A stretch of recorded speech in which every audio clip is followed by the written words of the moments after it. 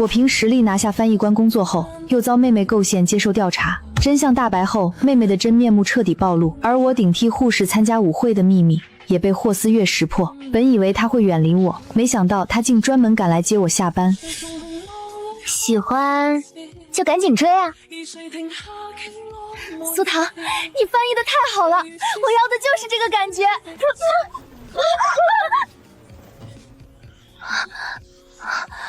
霍团长，你的手没事吧？没事，路比较颠，你们坐稳点。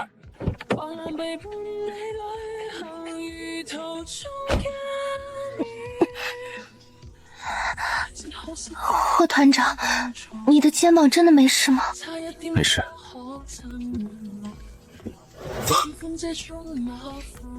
停车！你怎么了？没事，过一会儿就好了。霍团长，你今天怎么会来的？苏小晴今天从国安局出来，我处理完她入学的事情，看到下暴雨，就顺道过来了。小晴的事，麻烦霍团长你了。明明处理这事的是另外一个工作人员，团长更是特地从医院来接苏唐同志的，为什么非要说是顺道？还是找不到那支钢笔。以苏小晴那种阴暗的性格，大概率已经被他给砸得稀巴烂了。早知道他被带走时就该问清楚的。苏翻译来了，前天暴雨来接你的那位军官对象，今天怎么没送你来啊？高慧姐，真的不好意思，前天暴雨没办法载你回去。我们回去后，你老公应该派车或者让人来接你了吧？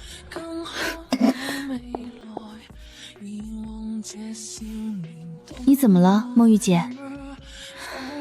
新乡市政府需要2名外语翻译人员，没有稿酬，只有一些票证补助，条件艰苦，结果就被我抽签抽到了。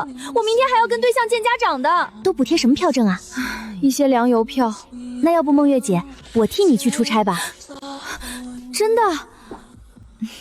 当然，正好我要去给缪主任交稿子，我去跟他说。苏唐，你真的太好了，等我结婚了，一定要请你来喝喜酒。好呀，那我就等着吃喜糖了。缪主任，我想代替孟瑞姐去新乡出差。哈哈哈哈！是不是霍团长正好在新乡市救灾啊？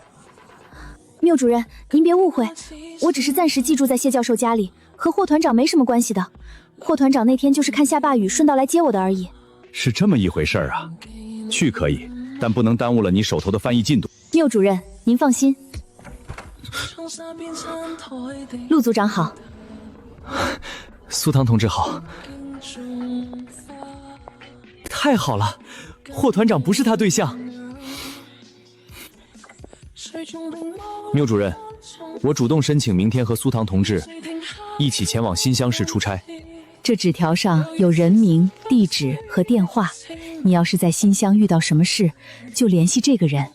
知道了，谢阿姨，您放心吧，等有空一定要买些土特产带回来。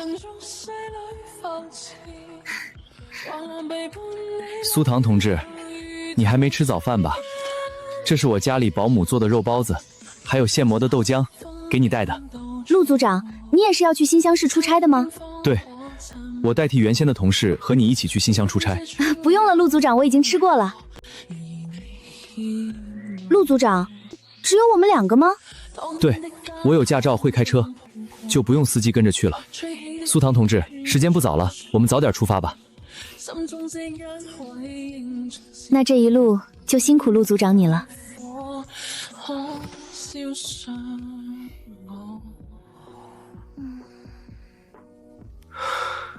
还好他没发现，这是第一次和他单独相处一整天。4月，你回来了。霍首长在开会，谢教授带着清欢在学校。苏唐呢？怎么没看到他？4月，你还没吃吧？我先去给你下碗鸡蛋面。昨天苏唐还做了凉茶和把子肉，那肉可香了，霍首长一连吃了好几块。不用了。4月，那你先上楼休息，等做好了我给你送到房间里去。难道他今天已经搬出去住了？吴妈，苏唐还没下班吗？唐丫头今天和她翻译组的同事一起去新乡市出差了，说是要帮学校翻译一些学习教材，估计要晚一点才能回来。和同事去新乡市出差，刚下过暴雨，山路泥泞，现在还没回来，那今天就不可能回来了。一起去出差的都有哪些人？好像是和一位男同事。谢教授昨晚本来是想打电话给出版社的主任，让主任换一个人去的，但是唐丫头主动要求去的，就只能同意了。主动要求去的，还只有一位男同事。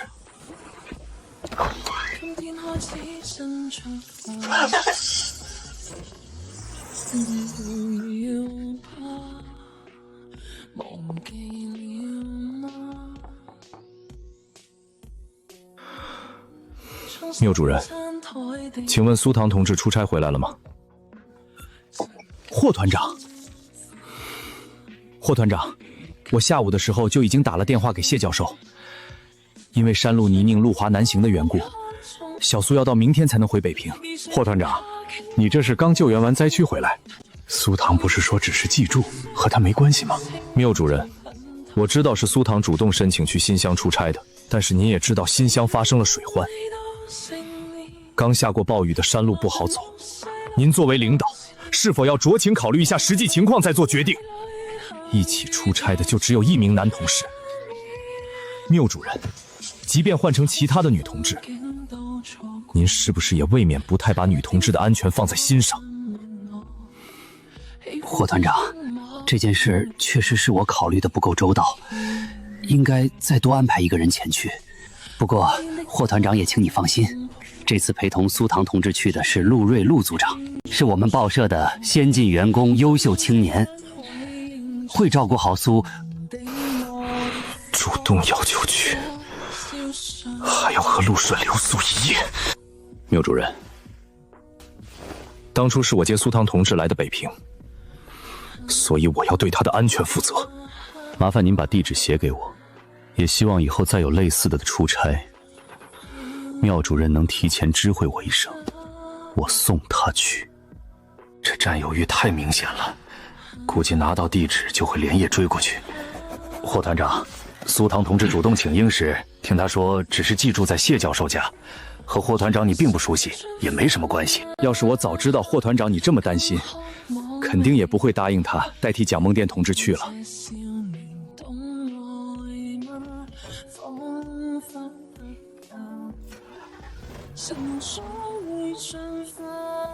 陆同志、苏同志，实在太感谢你们连夜把资料翻译出来，这是我们乡政府大院自己养的板鸭，快尝尝。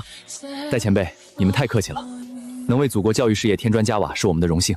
你们首都来的人模样长得是真俊俏，苏同志下车时我还以为是画报里的明星来了，陆同志也英俊斯文，你们两人坐一块儿还真挺登对的。何副主任，我不是北平人，是来……霍思月，他怎么来了？这不是在安阳村出差的霍团长吗？霍团长，你们部队不是今早回首都了吗？是又出了什么事？戴委员，目前救灾工作已经结束了，我是来接人的。霍团长，这么晚了，你怎么会来？妈不放心你在外面留宿，让我过来看看。霍团长，原来你和苏同志认识啊！快去食堂拿一副碗筷过来。不用了，我坐这儿就好了。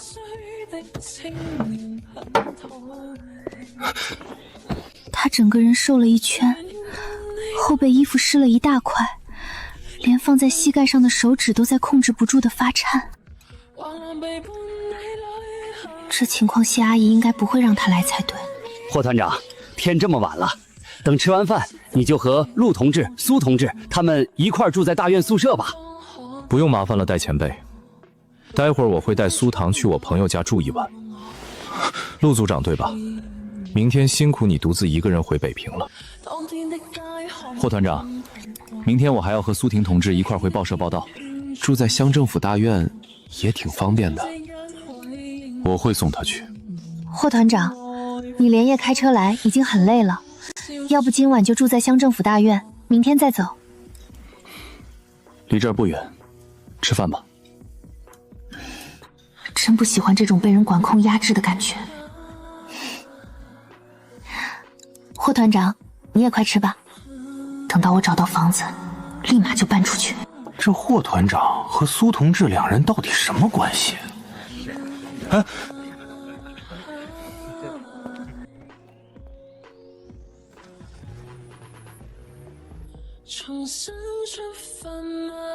为什么要来新乡出差？当然是为祖国的教育事业贡献一点绵薄之力啊！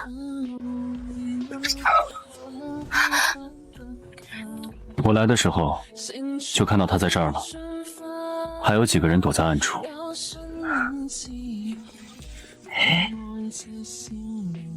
从外地来的就2人，看着没什么防备。同行的女生看着很面生，等下在前面路口留意一下。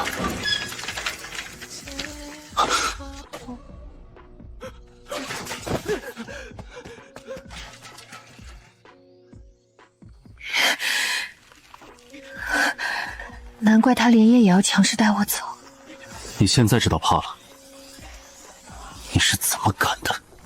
明知道自己模样出众，还敢单独跟一个男同事出差，在家里有你3个年轻力壮的哥哥护着，在北平你有霍家，你所接触到的圈层也全都是有素养、有文化的知识分子。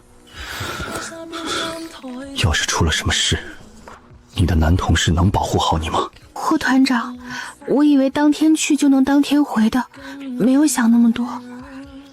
抱歉，给你和谢阿姨麻烦了。下次我一定会听谢阿姨的话。也谢谢霍团长你连夜来接我，只是你刚从新乡市救灾回来，身上又有伤，谢阿姨不是应该让你好好休息吗？怎么会放心让你一个人来接我的？这是你父母写给我的信，今天我刚回单位时收到的。难怪他气压这么低，原来是受了父母的嘱托。霍团长，这次真的麻烦你了，以后我会注意，不会再让你费心。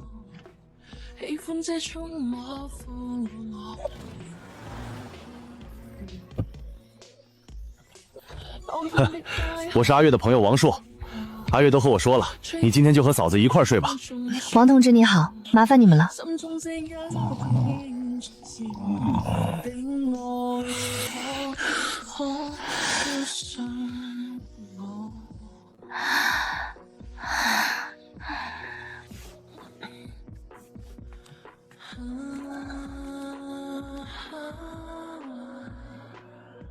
是我。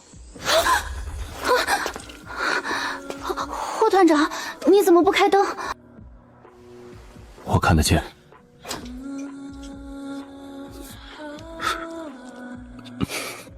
霍团长，要不我帮你吧。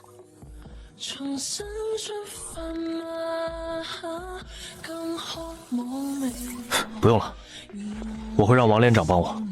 看来确实要保持一定距离了。喜欢？人姑娘都主动要帮你抓伤口了，你干嘛还板着一张脸拒绝？你这样什么时候能讨到老婆？你以为领导会给你发呀？你说你平时有事儿第一个上，怎么到这对象事情畏畏缩缩起来了？我看那苏唐妹子对你感觉并不太热情。这男女之间，要是一直都规规矩矩、老老实实，谁也不越界，连句好听的话都不说，永远都没有结果的。就跟咱俩这双手一样，谁都不主动牵，谁也不主动挨着，那这2双手就永远都不可能有交集。到时候被别人牵走了，那你再想去牵就来不及了。他会跑。什么？霍团长，你今晚回来吃饭吗？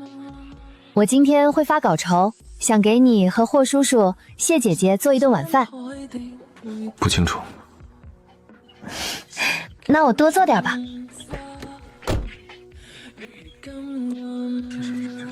天哪，陆组长怎么会出这样的事儿？那和陆组长一起去的那个临时翻译员苏唐同志怎样了？苏唐长着那样一张小脸，恐怕是凶多吉少啦。陆组长现在都昏迷了，还在医院躺着呢。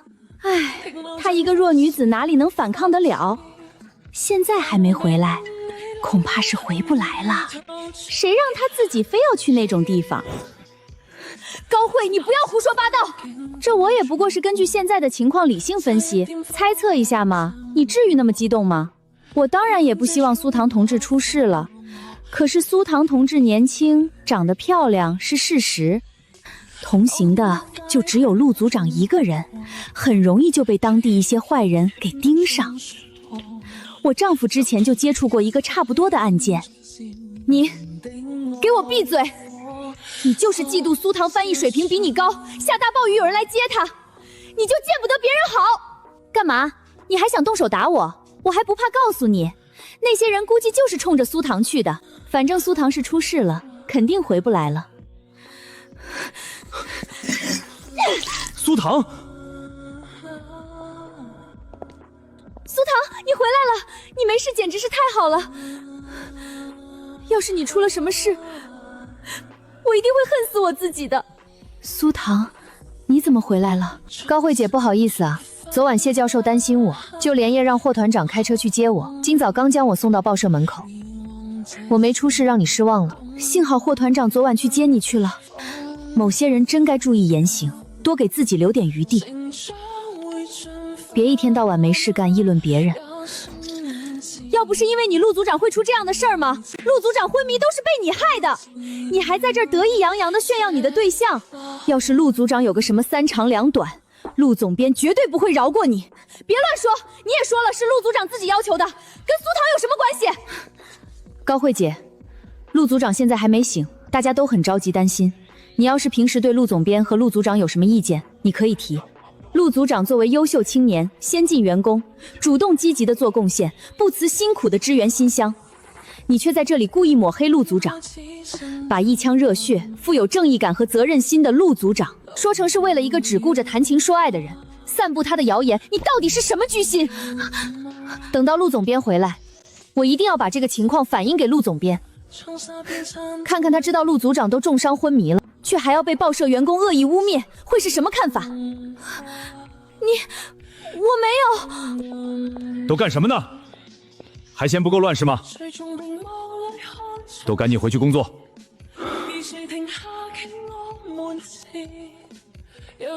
缪主任，听说陆组长在回来的路上出了事，现在陆组长情况怎么样了？目前已经送到医院醒过来了，没什么大事。但根据新乡负责人的说法，那伙人是有备而来，估计你们刚到新乡市就被盯上了。这件事确实是我和其他领导没有安排好。你看看你们都是年轻的男女同志，你模样显眼，陆组长手上又戴着名牌手表，身上穿着港城的衬衫西裤，一看就是富家子弟，这怎么能不招人惦记上呢？也多亏昨晚上霍团长找到我要了你们的地址，把你接回来了，不然凭着那伙人心狠手辣的劲儿，还好昨晚霍团长顶着压力带我走了，不然下场不堪设想。对了，霍团长是今早将你接回来的吧？那当时你们怎么没和陆组长一起回来啊？霍团长昨晚接到我的时候，就带着我去他的战友家里住了，之后第二天走另外一条山路回来的。我也没有想到陆组长会发生这样的事情。你先去财务室结算一下之前翻译的稿件费用吧。今天先回去好好洗个热水澡，好好休息休息一下。这件衣服和谢阿姨知性温柔的气质十分搭。女同志，这是买来送给你老公和你公公的吧？你眼光可真好。不是，是送给长辈和长辈家儿子的礼物。霍团长今晚回来就熬鱼汤，没回来就放水缸养着。霍团长，这是你要的胡子强档案信息。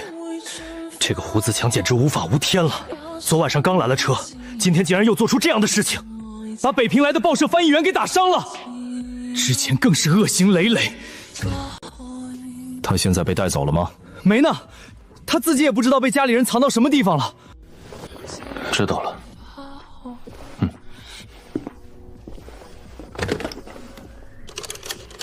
曾前辈，我仔细核查了胡自强的档案，情况我基本摸清了，屡次触犯规矩，闹出不少事端，于情于理都不能姑息。我们绝不能因为人情世故纵容违规违纪的行为。以他的家庭条件，是不可能铤而走险作案的，而且之前也没有类似的事情。我建议彻查到底，不徇私情，也是帮他及时纠错，迷途知返。霍团长，你放心，我会仔细调查清楚。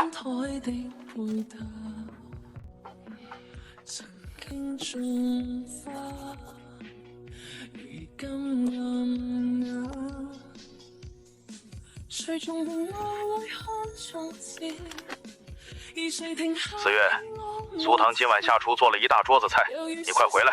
爸，我还有点事要处理。你还是一个病号呢，能有什么事儿？赶紧回来。你这丫头，才刚领了稿费就给我们所有人买了礼物，都不知道把钱攒着。不错，不错。哇，姐姐身上好香好软啊，我还要亲。好。4月回来了。爸妈，吃完饭我们去书房谈一下。唐姐姐，你是不是做错什么事了呀？怎么了？没事，妈。难道真的是昨晚拦车的那群人，以为我今早搭陆睿车回去，才拦车打伤了他？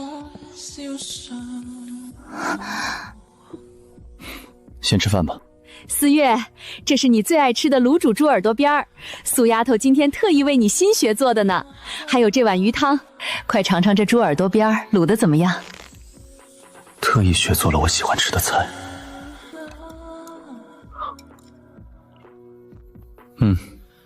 很不错。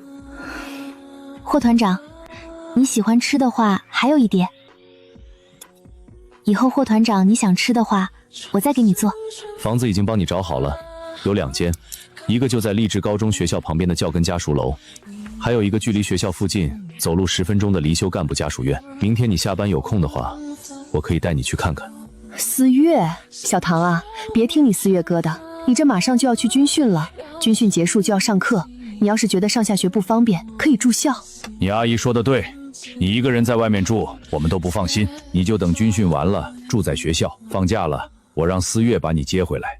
这在外面一个人租房子住，不是你想象的那么简单。清欢会想你的，你要是搬出去住了，可不止小清欢一个人难过。就按自己的想法来，要是想住在霍家，你可以住我房间，有独立空间。叔叔阿姨，我暂时还没想好，这几天再仔细想想。我们先吃饭吧。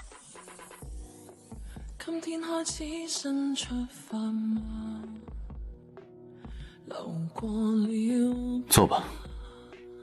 霍团长，你想要跟我谈什么？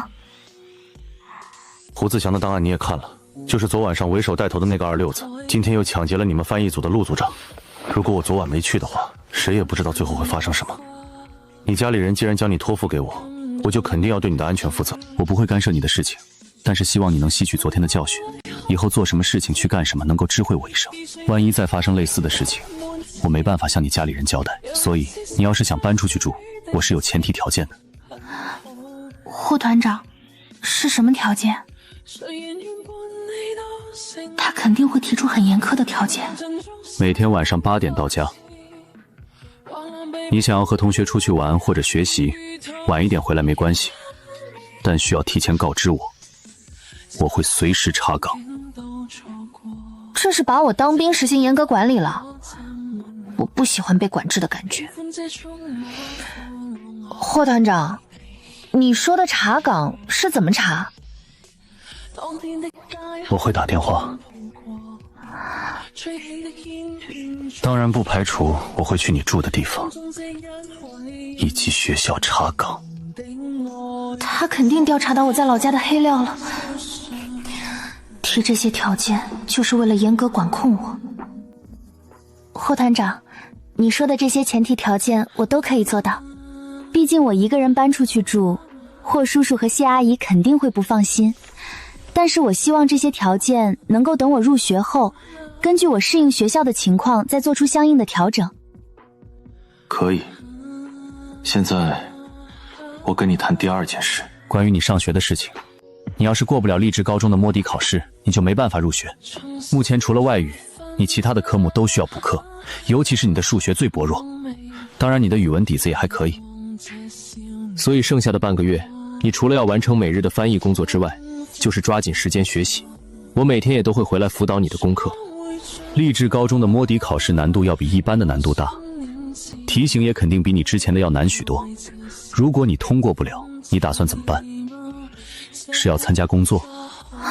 你之前的事情都闹上新闻了，这次要是通过不了，其他学校也不会接受。以你的学历，想要成为翻译社正式员工是不可能的。想要在北平找到一份正式工作，就需要有北平户口。你要么找到一份可以解决你户口的工作，但以你目前的学历需要时间，要么就只能把户口落到我家。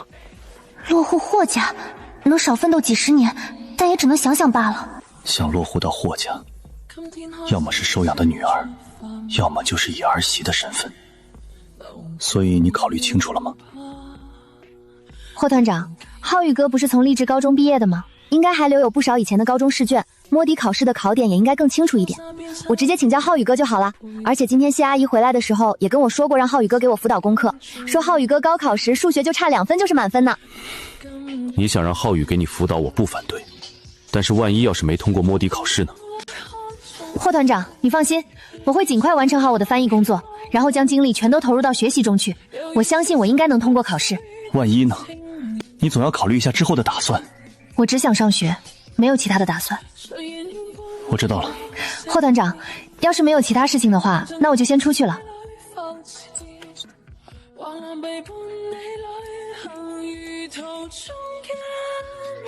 是我。还有半个月，苏唐就要参加励志高中的入学摸底考试。我妈想让你来给苏唐辅导一下功课，尤其是数学，想让你帮苏唐个位数的学习成绩提升到60分。个位数？对，3分。当然也可能是发挥失常。苏唐妹妹没通过考试就进不了励志高中了。是。我数学考将近满分，也是我运气好瞎蒙的。你跟舅妈说一声，我这水平顶多教小学生，苏唐妹妹就算了。表哥，你就不一样了，你数学才是真的有天赋。舅妈应该让你这个高考状元给苏唐妹妹辅导。你自己跟我妈说。挂了。霍团长，新疆的事情真的十分感谢你。你看一下这条黑色皮带合不合适？他竟然也给我买了皮带，他考虑的真周到。霍团长，我也不知道你喜欢什么，就跟霍叔叔一样，一起给你挑了一根皮带，觉得你应该能够用得到。如果尺码不合适，或者款式颜色不喜欢的话，你跟我说一下，我帮你拿去调换一下。不用了，都是我应该做的，你拿回去吧。霍团长，这就是我的一片心意。你不是还帮我找了房子吗？之前又给了我那么多的票证。那是我误解你，对你做出的补偿。我不接受除了对象、妻子、家人，任何一位女性送的东西。既然这样，你就帮我转交给浩宇哥吧，就当做是给我辅导功课的谢谢礼吧。等浩宇哥来了，我直接给他也行。明天我正好要路过小顾家，帮你顺便给他。好，那谢谢霍团长了。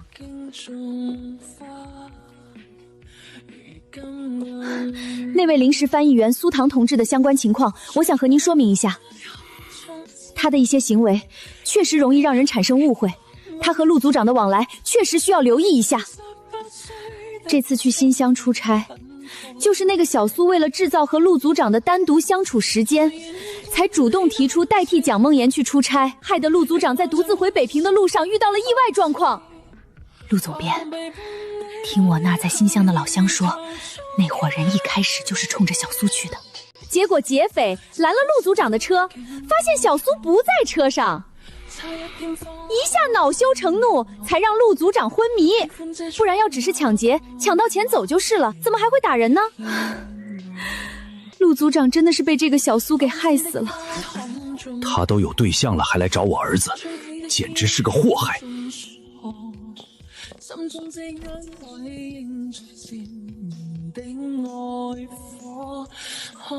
我看了苏唐同志翻译的稿件，用词太过华丽张扬了，很难让读者产生共鸣。你也应该知道这本外国文学的重要性。怎么能让一个没有经验的人来翻译呢？万一销量不理想，这个责任谁来承担？而且这个苏唐同志思想作风很有问题。总编，这篇稿子原本是高慧翻译的，苏唐同志的翻译水平是明显高于高慧的。最主要的是，后面我也找高慧谈过，但高慧坚决要提价才肯翻译。至于作风思想问题，我了解到苏唐同志目前是单身情况，霍团长并不是苏唐同志的对象，只是因为苏唐同志借住在谢教授家里，霍团长又恰好是谢教授的儿子，一个女孩子在外地过夜，谢教授难免不放心，就让霍团长将人给接了回来。这乡下来的苏唐心机深沉，想仗着美色在城里落户攀上高枝，一边接近着霍团长，一边又接近着我的儿子。这样的女人，我可不会让她继续留在出版社。缪主任，不能因为你喜欢苏唐的翻译风格，就认定读者也会喜欢。要是传出去这么一本著名的外国文学作品，是一名没有经验的学生翻译出来的，你让我们在媒体行业怎么抬得起头？甚至外界会不会认为这本作品就是高中生自己胡编乱造出来的？陆总编这是想找个理由辞退苏唐，我肯定要在上面加把火。苏唐一走，这稿件肯定交给我，我还能趁机提价，早点攒够去美丽国的机票钱。喂，八卦杂志社吗？我要爆料一名农村高中生翻译1级文学稿件的事儿。陆总编，您做个对比，虽然苏唐不是翻译水平最高的那个，但却只有他把原著的内核和意蕴给翻译了出来。缪主任，这本文学作品你知道是花了多少版权费从国外买回来的吗？1万名读者就有1万个哈姆雷特，万一由他翻译出来的作品造成严重的滞销，这个后果你能承担得起吗？陆总编这是将陆组长受伤的事儿全都迁怒到苏唐身上了。陆总编，这本文学作品10月份就要上市售卖了，时间紧任务重，而且翻译组的其他同事手上都有稿件，后面再换人翻译，翻译风格会有明显的区别差异，这可能也会影响到销量。我会跟社长申请，看是否能够延长上市时间。当然了，苏唐能否胜任这份翻译工作，也不是你我2个人能决定的。为了公平公正，明天我召开个会议，举手表决，少数服从多数。毕竟这是花了重金买下的翻译版权，出了问题，我们谁都承担不起。我这也是为了你好，目前暂时就先停掉苏唐手上的翻译工作吧。要是明天会议上都认可苏唐的翻译水平，就让苏唐继续翻译。这本书的翻译进度不能耽误，苏唐我也肯定是要辞退的，我也绝不能再给他接近我儿子的机会。气氛不对劲儿。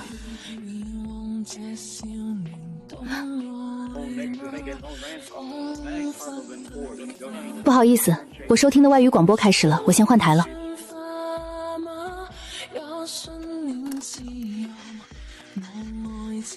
这收音机我们用了这么久都好好的，怎么你一碰就坏了？你是不是故意的啊？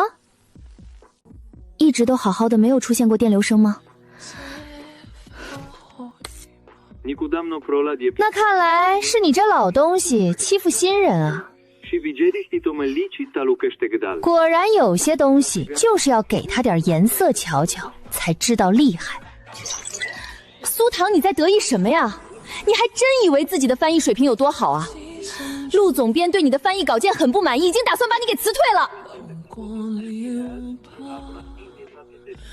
陆总编想辞退我的真正原因，就是陆睿被打伤，再加上大家都在传，陆睿是为了我才去新乡出差的。缪主任，请问我的稿子是有什么问题吗？听说陆总编要辞退我。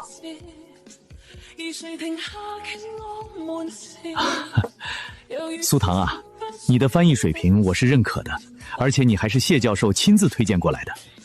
只是陆总编考虑到这是花费了20万版权买来的作品，整个出版社十分的看重，对你翻译的作品风格吧提出了一些建议，所以陆总编谨慎起见，就打算明天开个高层会议，过一遍你翻译的稿子。今天你就先回去休息一下，我还有点事儿要处理。有什么不清楚的地方，你也可以回去请教一下谢教授。这工作我一定要保住。缪主任，陆总编的担忧和考量我都理解，但是加上昨天我翻译的稿子，目前字数已经有10万字了。你也说过这份作品10月份就要上市售卖了，这个时候再换人接着翻译剩下的10万字，那读者最先看到的也是我翻译出来的前10万字。读者要是不喜欢我翻译的前10万字，哪怕就是后面翻译的再精彩，也不会去看，还是会影响到销量。这位老人应该是什么重要的领导，如果从头开始翻译的话，那这10万字1500的稿费不是一笔小的支出，报社的财务报表要怎么做？就这么直接浪费了，还是让我全额退还呢？大领导都不喜欢告状的下属，我得拿出实力来。缪主任，您看可不可以这样？我先翻译几篇几千字的外国短篇小述，刊登在报纸上，如果效果不理想，我主动退还全部稿金。这可是10万字的稿费啊！既然这份稿子这么重要，我愿意接受考验，让市场和人民来检验我的翻译风格是否能够胜任这份翻译工作。我唯一的要求就是翻译的稿件我能自己挑选。社长，这苏唐同志还是位高中生，正是热血青春的时候，只知道念书，还没有多少工作经验，您别当真。果然是大佬级别的领导，还希望社长您能给我一次证明的机会。如果效果反响不错的话，那就说明我翻译出来的文学作品是能够经受住市场的考验的，这能让广大青年来检验我的水平，我还能为自己赢得底牌。据我所知，近几个月的报纸版面已经排满了，也更是不可能给你版面刊登你翻译的外国短篇小述。不过出版社倒是有一个较为冷门的故事期刊，之所以冷门，是因为才刚发售不到3个月，主要刊登内容都是翻译的外国短篇小书以及诗集，但3个月连续发售了12期，销量都十分的惨淡。我们已经决定，发售完这最后一期，就将这本读音给停了。小同志啊，你要是想证明的话，这最后一期的内容编辑、短篇选材，我都可以让你全权负责。你敢不敢接手啊？社长，这本读音我们投入了大量的时间、精力和人员，但连续12期都销量垫底，甚至很多路边报亭、小商店以及书店都不愿意订购，印刷量也更是砍了一大半。小同志，情况呢，就是缪主任说的这样。最后一期我们打算印刷5000份，只要你将这5000份售卖出去就行。好，社长，只要我能让读音销量达到5000份，您就会继续让我兼职做翻译员的工作。对，并且我还会在原有的基础下给你提价2块钱。这苏唐真的头铁异想天开，这3000份要怎么打开市场？偏要赌这口气。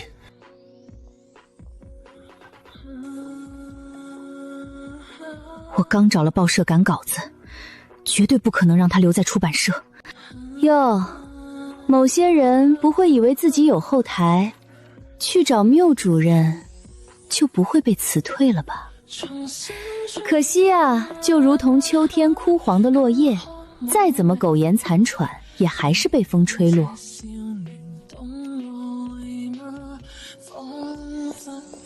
5毛9，其他期刊才2毛5到3毛5。原本计划买100本免费送人打开销路，这就要59块。选材是重中之重，必须让读者看完夜不能寐，抓耳挠腮。你好，这条皮带是在你们这里买的吗？对对对，是我们家的，昨天刚售卖出去2条，一条黑的，一条灰的，是一位年轻女同志买的。那位女同志是您的对象吗？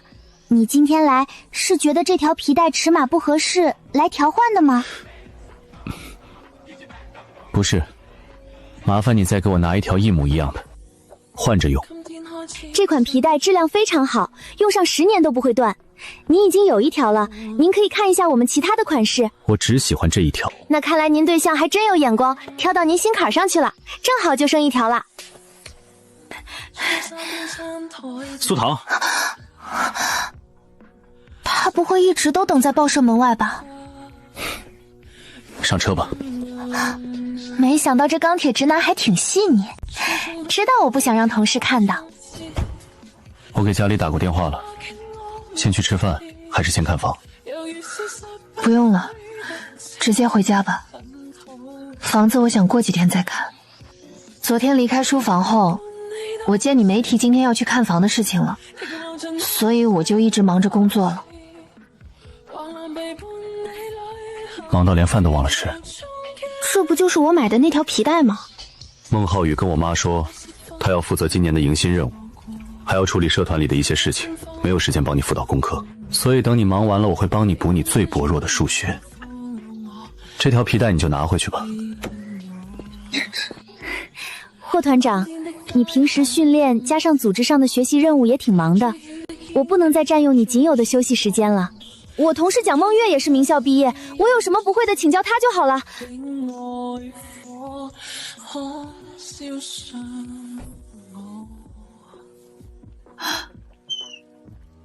他以前那么不待见唐丫头，竟然会主动下厨帮忙。他思想倒不古板，可我现在根本不想继续辅导功课的话题。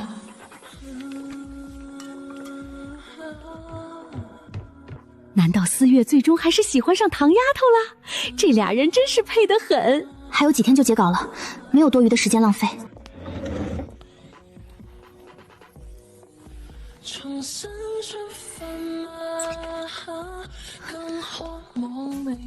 缪主任，现在好几家纸媒都报道了这件事儿，这不仅仅会影响到苏唐翻译的那本作品，连带着我们整个翻译组翻译出来的作品，都会被读者认为是一个资历尚浅的人翻译的，我们的水平也会被大众质疑。是啊，缪主任，苏唐同志的翻译水平可能确实不差，但是外界只会认为我们出版社太过草率，不负责任，竟然会让一名高中生翻译高价买来的书籍。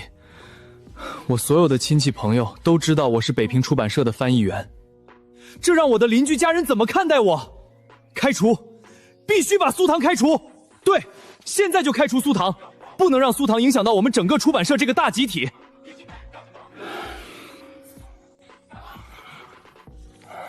肯定是这苏唐到处炫耀自己是翻译员，才被报道出来。看来是我太心慈手软，昨天就该直接辞退他。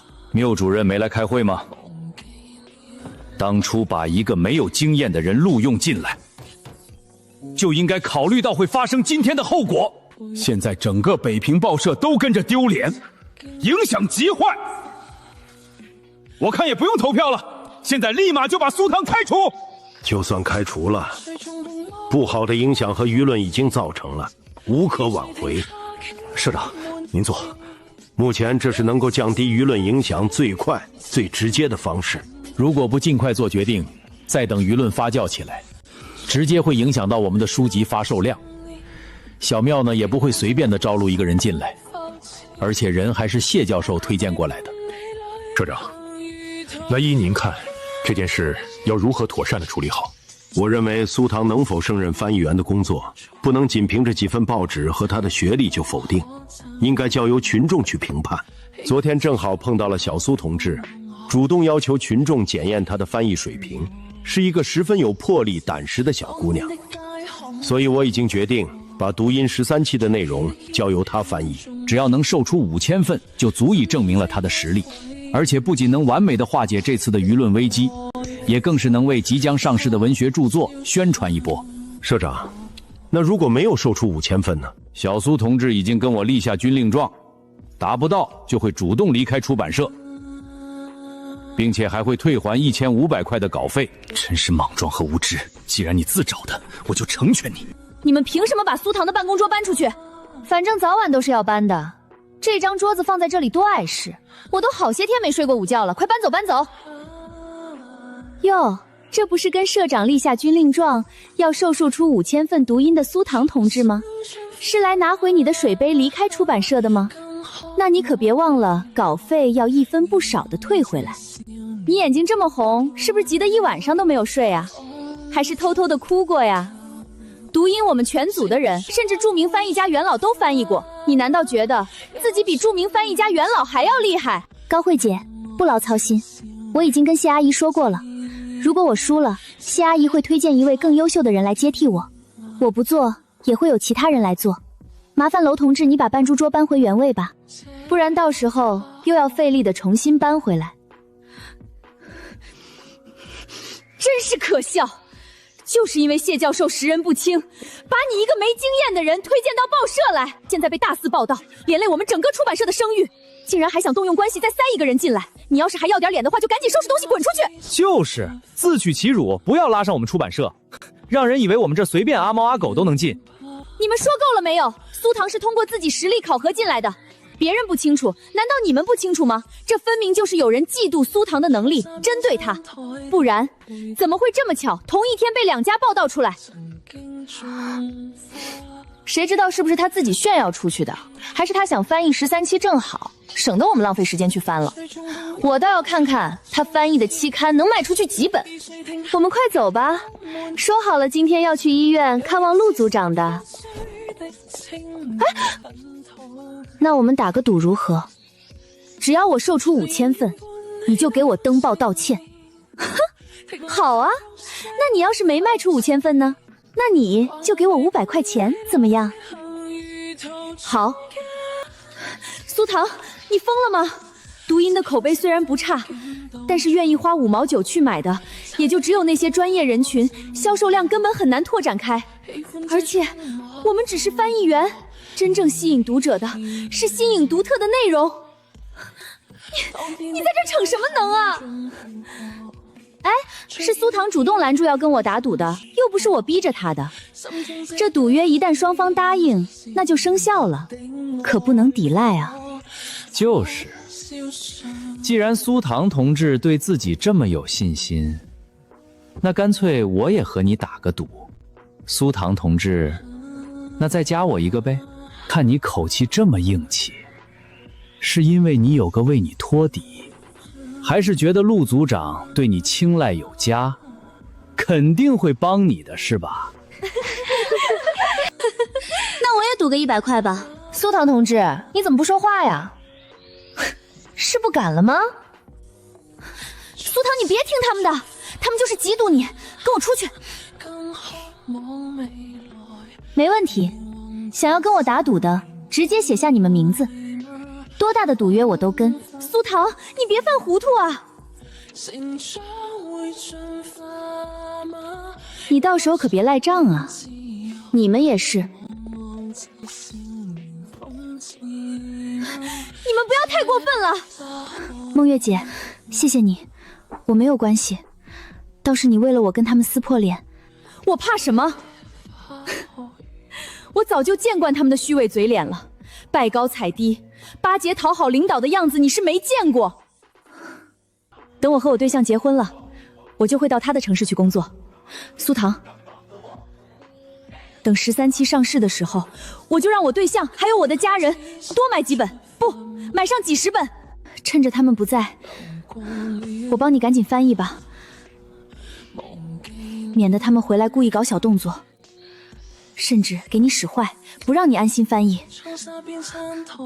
梦月姐，不用管这个，我拿回去翻译就行。而且陆组长受伤，我们作为同事，于情于理肯定要去探望一下陆组长的。去查一下，这份报道是谁让他写的，或者是谁透露给他的。这肯定是内部人员故意爆料给小道报纸，逼苏唐离开。他立下军令状，连我都瞒着，宁愿自己扛。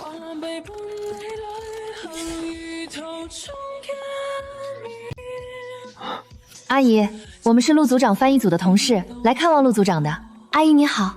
苏唐同志，我没事，幸好那天你没和我一块回北平。那伙人就是冲着你和钱财来的，他们都是有组织有预谋的，而且为首的胡道强家里很有背景，要是你当时在车上的话，我都不敢想他们会对你做什么。不就是想接近我儿子吗？陆组长，这些都是我们没有想到的。天网恢恢，疏而不漏，害你的人肯定会早日落网。你现在最重要的是养好身体，我们期盼你早日回来。阿姨，陆组长，我们还要回去工作，就不打扰了。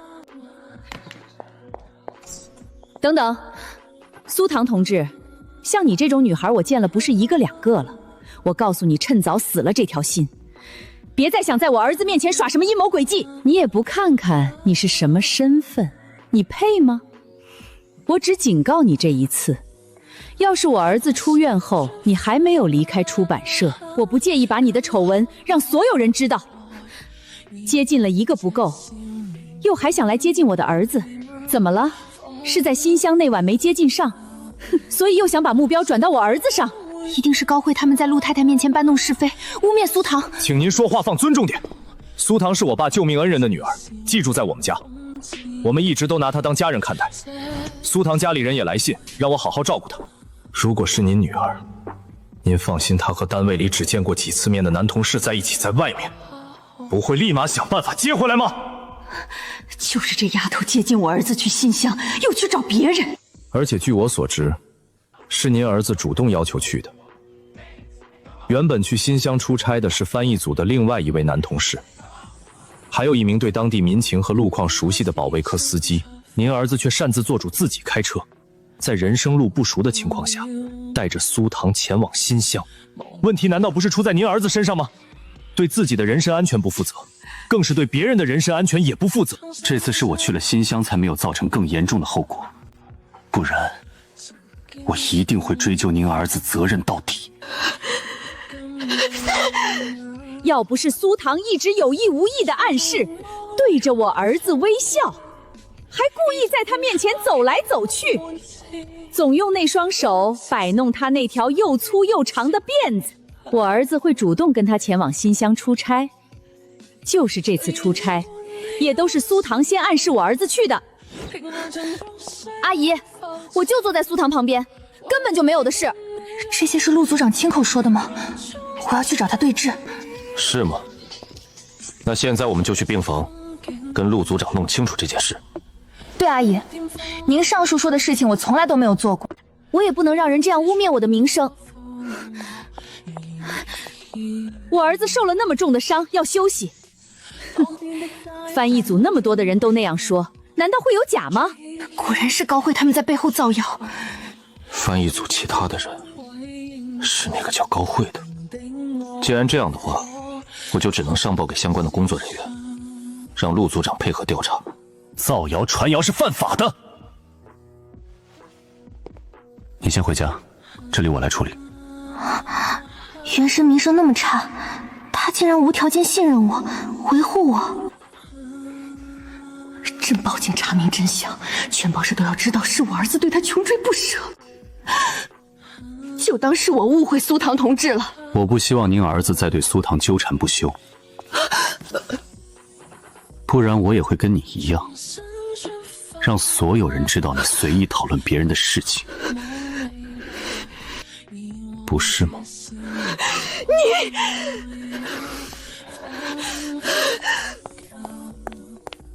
霍团长每次来的可真及时，好一个英雄救美哦。霍团长，我先走了啊，看你的了。霍团长，你怎么会来这儿的？我是来找你的。霍团长，你找我是有什么事？你觉得我为什么会来找你？他知道我在医院，肯定也知道军令状的事，觉得我愚蠢莽撞。霍团长，军令状的事情，我可以自己解决。不是这件事。不是这事儿？难道是他查到了原生在学校的黑六来核实？你是不是忘记答应过我什么？为什么昨天回来不跟我们说？这件事明明可以有更好的解决办法。我让你以后做什么事情，能够知会我一声，不是为了管束你，是为了避免你受到更大的伤害。霍团长，谢谢你，但我并没有想故意隐瞒。我也跟社长说过，小说内容由我自己选，只要打开销售渠道，我有信心可以做好这件事。我觉得我能做到的事情，就不需要再去麻烦谢阿姨他们。我就知道蒋梦月是误会我们了，所以找理由开溜。走吧。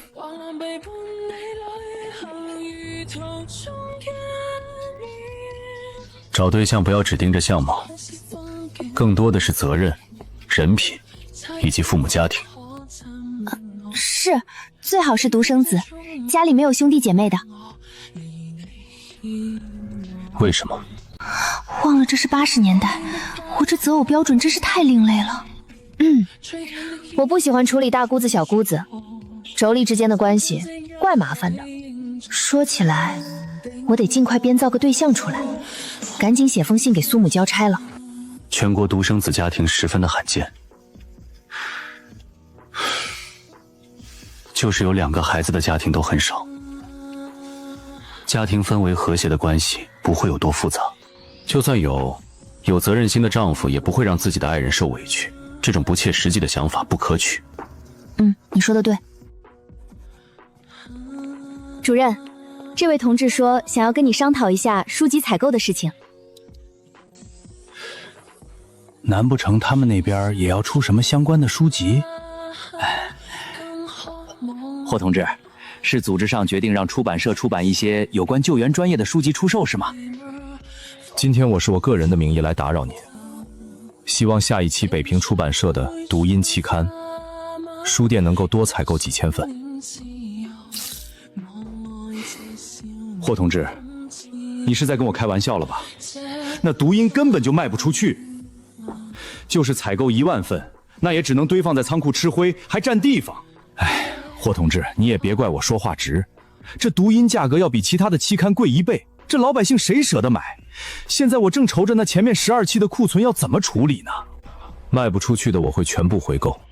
北平出版社打算印刷5000份读音，我希望书店能够全部采购，1个星期内售不出去的我都会兜底。霍同志，我能看一下你的证件吗？团长现在1个月的津贴补助加上奖金一类的，每个月大概有，总共179.5。霍同志，我给你算一下，这本书单价5毛9，1000份就是590，2000份就是1180。我保底读音最多能售出3000份，这1180可不是一笔小数字啊，是你工作1年的收入。你用你1年的收入来买这么多没有用的书？杜主任，这不是没用的书，我的工作单位您也看见了，我可以保证超过1星期没有售出的书籍，哪怕5000份1份没卖，我也都会回购回去。这是500块的押金，不管书籍售没售出去，这对于您来说只有利没有弊。做保，这可是稳赚不赔的生意。霍团长，我可以采购，但是作为负责人，我总得知道一下你这么做的缘由吧？我喜欢收藏。好，霍团长，我答应你，我们书店会按照5000份进行采购。也不知道这13期内容是有多与众不同，霍团长为何要大量采购？届时也麻烦杜主任能够将书籍放在最显眼的货架上。霍团长，这个你放心，我们会做好的。到时候我会汇款给你。把悬念留到最后，不揭秘凶手，再加入幽默搞笑的笑话精选，完全复刻后世那些畅销杂志的套路。苏唐同志，读音虽然销量不好，但是口碑却一直都有保证的。你看看你翻译的都是什么东西，是想彻彻底底的砸了我们出版社的招牌吗？苏唐同志，悬疑推理的风格不应该是紧张刺激的吗？你竟然还在里面穿插着笑话精选，哼，你是想笑话谁呀？苏唐，你突然改变读音以往的风格，不仅会导致原先的读者群体丢失，就是新的读者也无法接受。这篇密室杀人案我阅读过外语原文，原著思维逻辑十分强，处处暗藏细节，你却在翻译的时候将部分内容直接给删除了，导致我看得索然无味，完全没有兴趣阅读下去。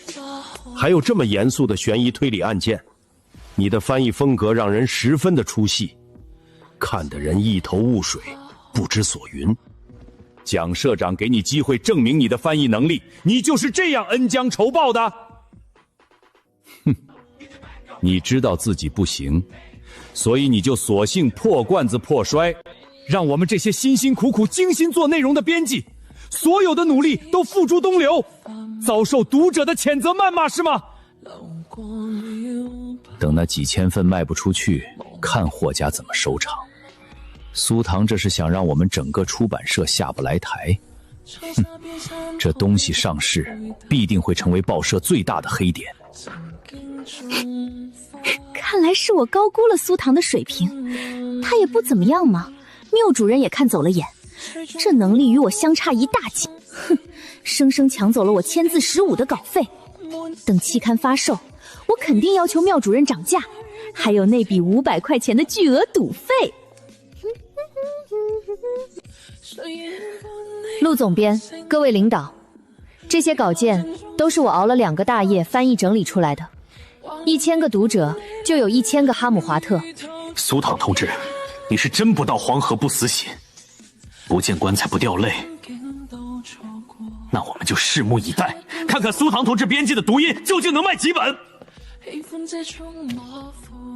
本来按照原来的风格，兴许还能售出4000份，现在我看几百份都够呛。现在临时换稿也来不及了，只剩2天了。都加把劲儿！整整5000份读音全送这儿了。即将到手的500块钱我拿定了，我倒要看看苏唐翻译的读音怎么个无人问物。售货员，这杂志多少钱？5毛9。这什么杂志啊？听都没听说过，竟然卖的比天下故事精选还要贵1倍。费那劲儿干嘛？白天搬出来，晚上又要原封不动的搬回去，堆放在书店门口，弄得跟要大甩卖一样。就是呀，我看其他期刊最差的都卖出去10本了。真不知道苏唐怎么敢那么狂傲的。就他乱七八糟的翻译一通，选的题材被陆总编那些领导批得一文不值，哼，连缪主任都不看好，估计白送给人家，人家都不看，直接拿回去糊墙。看吧，群众的眼光都是雪亮的。剧情紧凑刺激，反转再反转，太吸引人了。喂，另外2家书店吗？多拆几本读音，主动推销给读者，让他们试读。售货员同志，给我拿25本读音。这本杂志就这么好看？当然了，我们系的教授买了1本到学校，老师和学生都抢着看，派我做代表，帮他们1人买1本回去。怎么突然卖出去这么多？快通知印刷厂加大印刷量，再印5000份。没想到这次我竟然看走眼了。主任，西省的新华书店打来电话要采购3000份。缪主任，邮局的宋局长要采购1万份。1万份？这读音的火爆程度俨然已经超过了我的想象，甚至是创刊以来从来没有的。对，宋局长看了我们13期的读音，觉得内容别具一格，翻译风格深受青中年的喜欢，尤其学生群体居多，打算先订1万份，送往全国，让更多的人看到。怎么会这样？上午的时候也就售出了100多份，也就那么一阵子。他们离开的时候也没几个人买了。这怎么一个下午过去，读音竟然爆火到这种程度？13000份。苏唐不仅赢了赌约，还超额完成，以后任何高价稿子都随他挑，我永远被他压一头去尊2级，卖的越多他分成就越高。小唐，你知不知道你翻译的读音在青年学生里面十分的受欢迎，尤其你的翻译风格十分的特别，让人沉浸其中。我的学生说，新华书店外面都排起了长队，就是我这一路回来，都遇到好几拨人在激烈讨论书里的凶手了。谢教授，你说这本书是唐丫头翻译的？我的个乖乖！我在大院里看到好几个人都拿着这本书，对，我还看到浩宇一边骑着车一边看着这书，我还提醒他注意看路呢。看来我是赌对了，改变了传统的翻译风格，让人耳目一新。现在正值暑假，一旦在学生群体接受了，扩散发酵的就会很快。现在购买这本书和讨论这本书的人，真的这么多吗？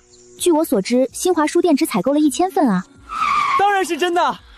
苏糖妹妹，为了买读音，我可是排了半个小时的队呢。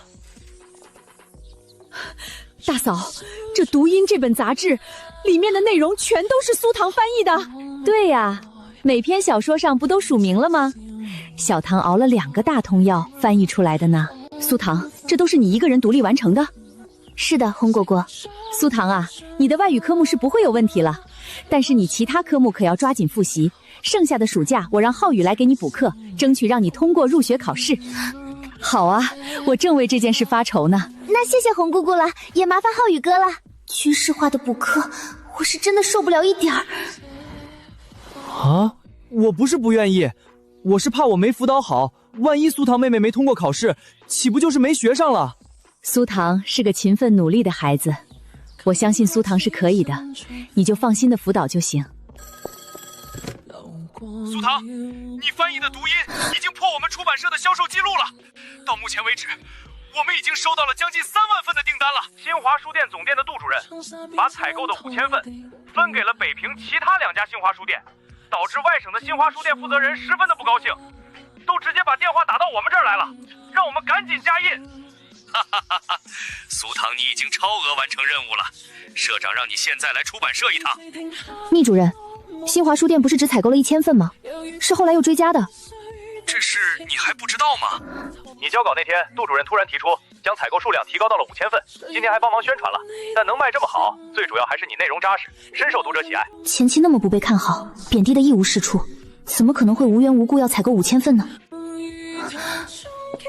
唯一的可能就是谢阿姨或者霍叔叔动用了关系。原来他们做好了为我兜底的打算。团长，你要的读音。团长，这本杂志买的人还挺多的嘞，就只有新华书店有卖，其他报刊亭还没有得卖。有多少？从我进去到离开就有6个人买。我还听说之前读音已经出了12期，一直不温不火的，这最后一期突然就火了。照这样看，5000份的目标是完全可以达到的。知道了。用中文翻译进来，使文章整体变得更加惊艳。报告。进来。领导，你交代的事我查到了，是北平出版社的翻译员高慧。正巧，高慧给小道报纸编辑打电话的时候，小道报纸的编辑在捣鼓录音机磁带，2人的对话全都被录在磁带里面了。又是高慧，仗着老子力欺负苏糖。把这个送给出版社的缪主任。是。不仅没抓到主谋，连玉佩都没了，都怪苏糖。小苏同志，你现在来报社是来找社长求情的吗？因为你的一己私欲、不负责任的表现，这次要给报社带来多大损失，你算过没有？现在读音有卖出去1本吗？你仗着自己年轻漂亮，又有着霍家的关系，跑到我们报社祸害了我的儿子还不够，还想祸害我们整个上北平报社，想让我们整个出版社名声扫地。我告诉你，这件事我一定会追究到底。不仅是你的稿费要全部退还，就是印刷的5000份读音所有支出费用你都要承担。道歉赔罪是没有用的，你现在就给我赶紧离开出版社！还不赶紧走！陆总编，读音销量已经破纪录了。除了新华书店之外，其他各省的地方书店已经下了38000份的采购订单，竟然破销售记录了，超越前面12期的总和。俨然这都是真的，我刚才还那样挖空他。苏糖翻译的内容和风格那么差劲，怎么会卖得那么好？问题究竟出在哪儿？苏糖翻译的稿子我都拿给外语教授看了，夸赞十分的优秀，到你嘴里就被说得一无是处。我刚刚是看出来了，你这是以权谋私，因为你儿子的事情，故意针对苏唐。我已经了解过了，是陆组长听到苏同志要去新乡出差，主动找缪主任申请的。缪主任还劝过让他和司机一起去，是陆组长执意要自己开车。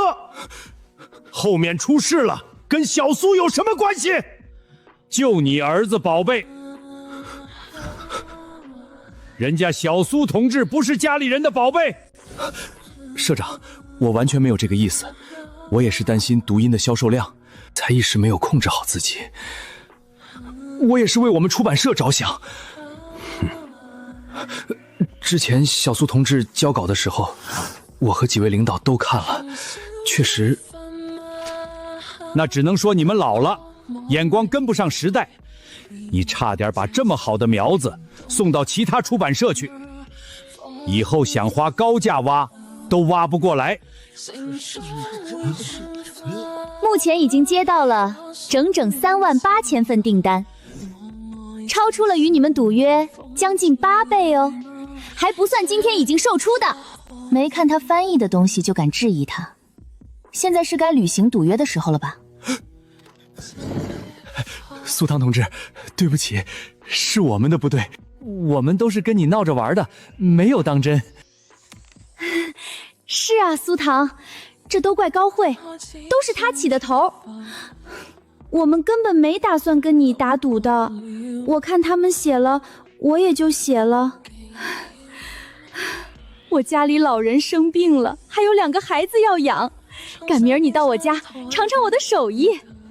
高慧输了只用道歉，我们可是出10钱啊。对，苏唐，我跟你道歉，给你赔礼。是我们说话不好听，要怪就怪小道报纸编辑，害我们误会你。真是恶心到家了。那赌约是我按着你们手签的，不是你们想痛打落水狗，从苏唐身上捞一笔，主动要求的。输了就想赖我身上了，我呸！今天你们谁也别想赖过去，那赌约就在我身上，你们谁不抛钱，我就把这赌约贴在出版社的门口，让所有人看看你们输不起的嘴脸。我就不信了，要是输的是苏唐，你们会真的不要那钱？我们都知道你是农村来的学生，返还全部稿费之后，又哪里有钱输给我们？我们当时也都是在高慧怂恿蒙蔽下说的气话而已，即便是你给我们，我们也不会收的。岂不是让别人骂我们，合起伙欺负你一个学生吗？这么缺德的事情，我们怎么能做得出来呢？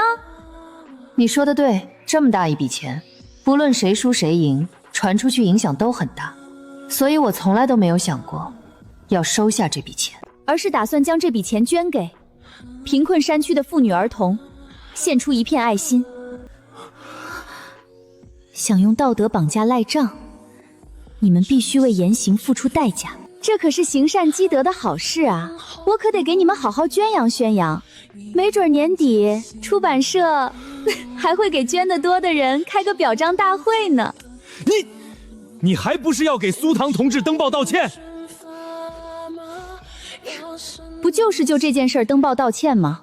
我愿赌服输，可不会像你们那样不要脸的耍赖。不止，包括你在出版社和陆太太面前污蔑、造谣我清白的事，还有关于小道报纸的报道，这2天我也会查清楚。苏唐，你什么意思？你之前得罪了方静，还抢了方静的相亲对象陆组长，这些我们大家都看到了，被他报复不是你活该吗？我们都是一个翻译组的，这样做对我们有什么好处？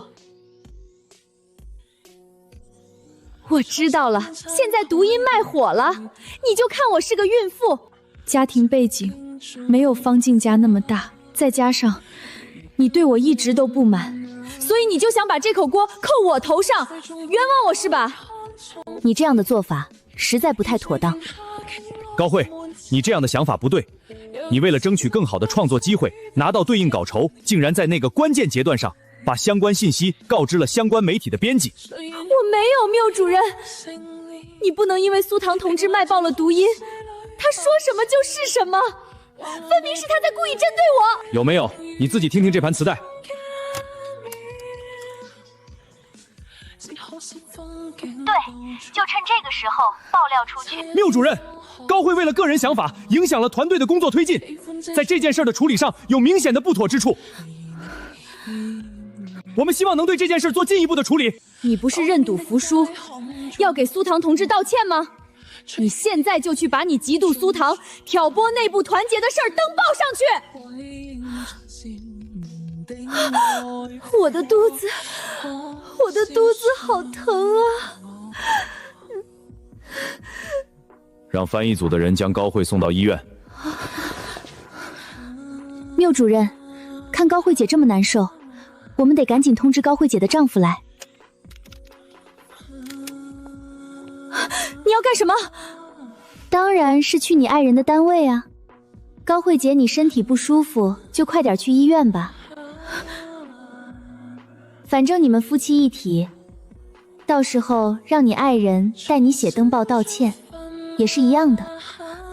要是闹到他单位，我私藏稿费的事也会暴露。我现在给你写道歉声明还不行吗？不行的，高慧姐，你现在肚子疼，一定要去医院。要是出了什么事，我们可担当不起。道歉声明让你丈夫代劳就好了。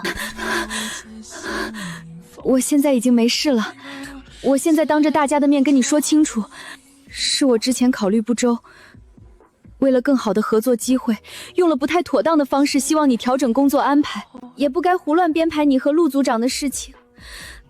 你一直都和陆组长保持着距离。呵呵，我也愿赌服输。小苏同志一鸣惊人，除了兑现给小苏提价外，还会额外奖励小苏同志一笔奖金。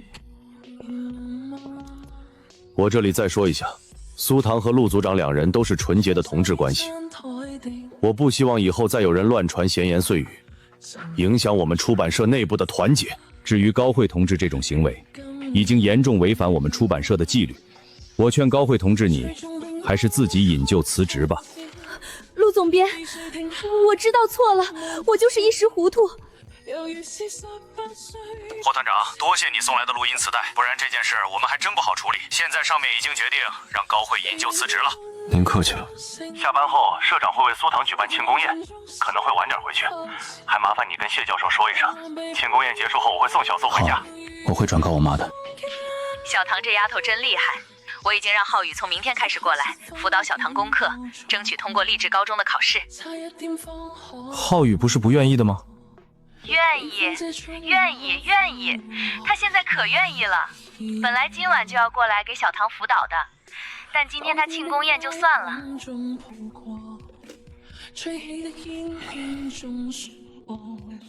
心中這一位仍在閃燃的愛火，可燒上。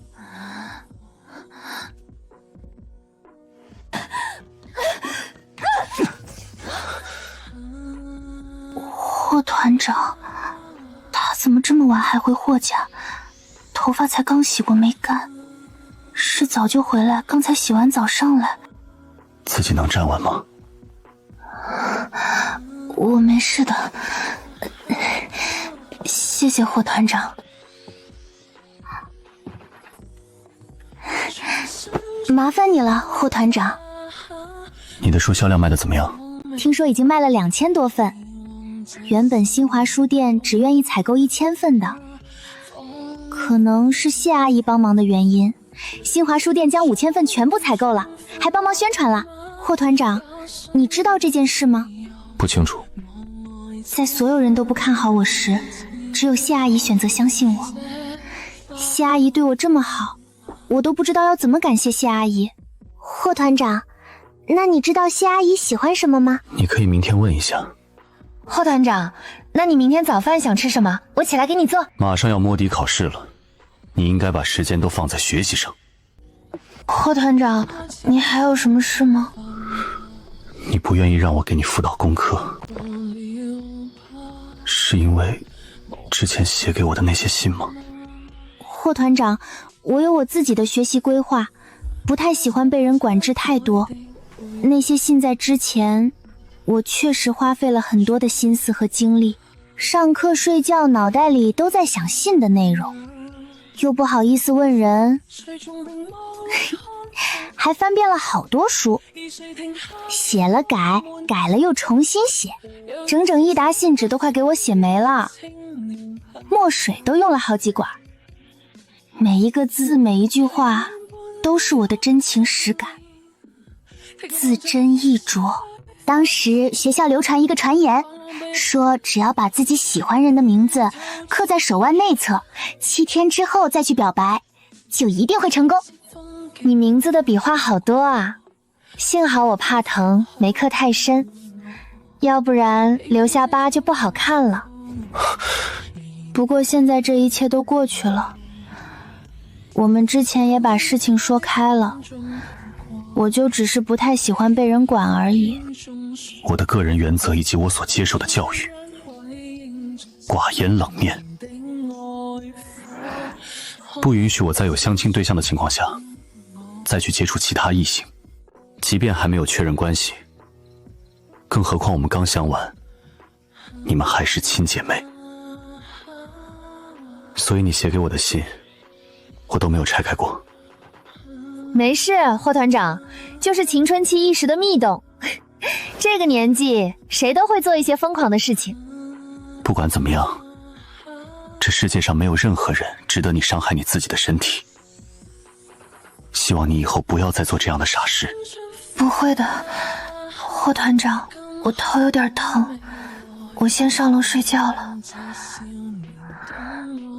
这两人怎么反着来呀？你这孩子怎么不多睡会儿养养精神？待会儿浩宇还要来给你补习功课呢。学习可费神了。谢阿姨，我昨晚梦到您了，梦到中秋节的时候您收到一件特别的礼物。你这丫头还梦到我了，是什么？谢阿姨，你猜猜嘛。思月给我带回了一个又漂亮又有学识的儿媳妇。谢阿姨，霍团长自身这么优秀，肯定会有很多女孩子喜欢的。就是霍团长工作原因，接触不到什么女孩子。您可以让霍团长没事的时候多去大学接您下班啊。华北大学里面有那么多的优秀学子，而且旁边就是外国语大学，说不定霍团长多去几次，就能在校园里遇到合适的人呢。小唐，你这个主意不错。这是高一的数学题，今天做完，晚上我回来检查。思月，你什么时候回来的？妈，以后我可能没空去学校接你，但我会让警卫员去，把心思都用在学习上面。哎，思月，你吃完早饭再去单位啊。这全是思月出的题目啊。他从小在数学这块就有天赋，也是部队的特殊人才。浩宇也是他辅导的呢，要是不会就空着，等思月下班回来给你讲解。苏糖妹妹，你这么认真刻苦，一定能通过励志高中的入学考试的。要不是我妈妈是年级主任要避嫌，怕人说泄题给你，不然就是我妈妈帮你辅导了。要不我先带你去励志高中逛一圈，提前适应一下学校环境，免得你考试的时候紧张，影响发挥。好啊，浩宇哥。苏糖妹妹，那你抓稳了，我骑快点儿。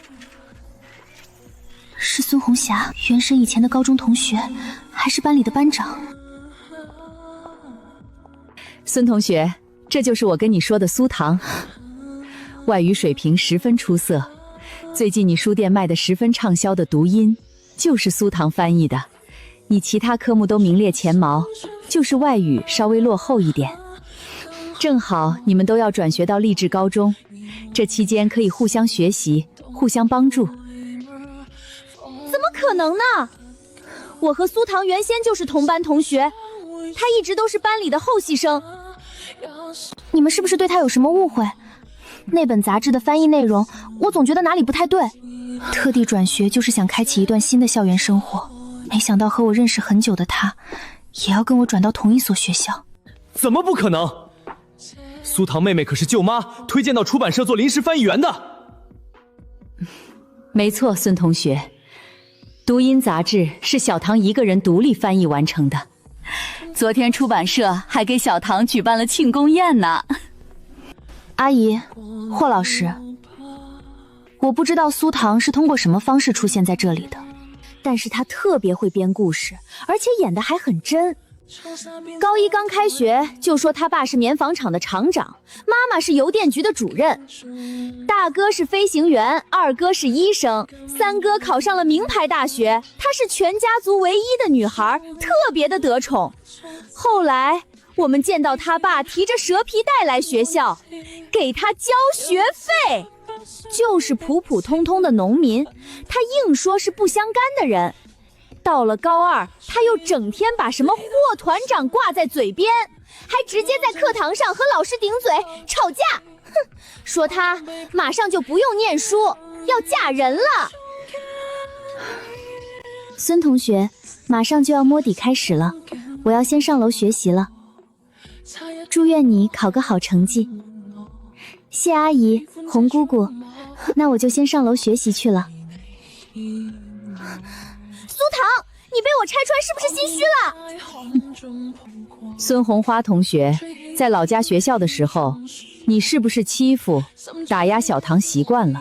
不然老同学刚一见面连招呼都不打，你上来就揭小唐的短，傲慢是一个很不好的行为。小唐成绩可能没有你优秀，但是很明显，在礼貌教养这块要比你好。阿姨，我说的这些都是事实，他就是装得好而已。我这个人性子比较直，有什么说什么，不会像他那样虚伪。大嫂，孙同学可能就是心直口快一点儿。小唐，你上楼学习去吧，等4月回来后，我让他给你补课。霍红，我觉得没必要让2个人在一块学习了，你带孙同学离开吧。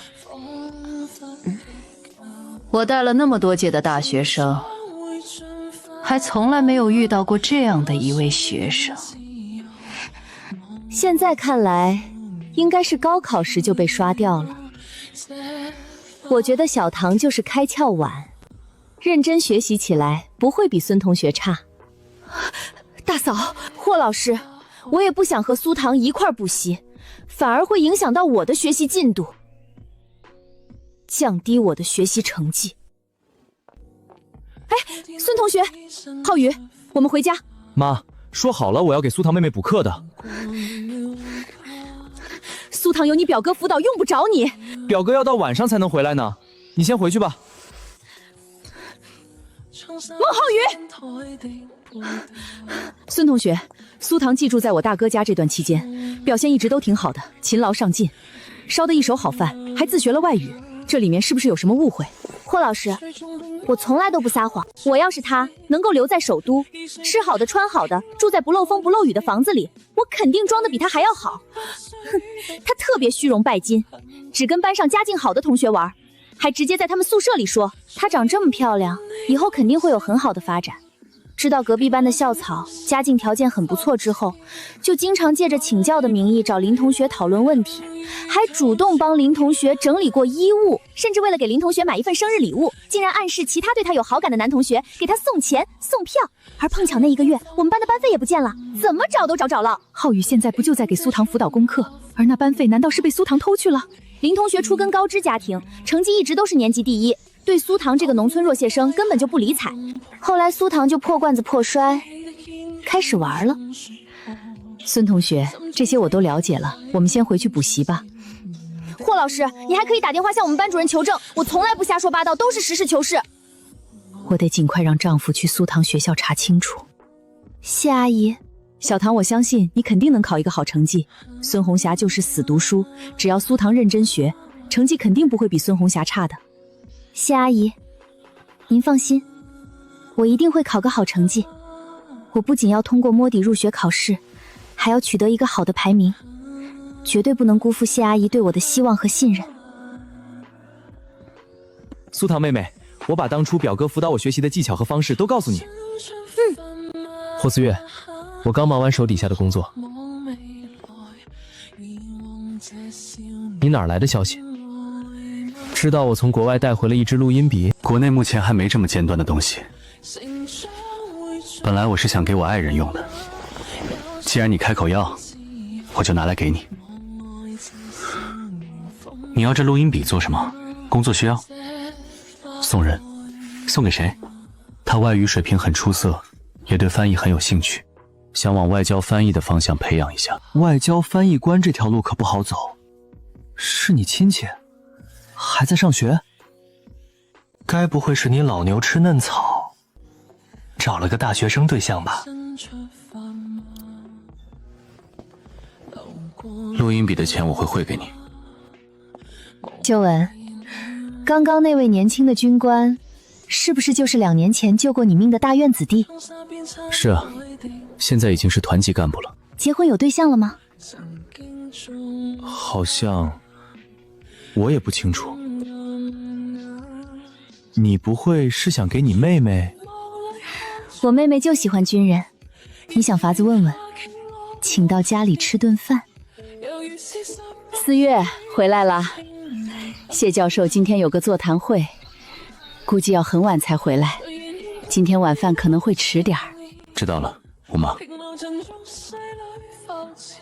唐丫头今天一天都在楼上学习，可认真刻苦了，就中午吃饭的时候休息了一会儿。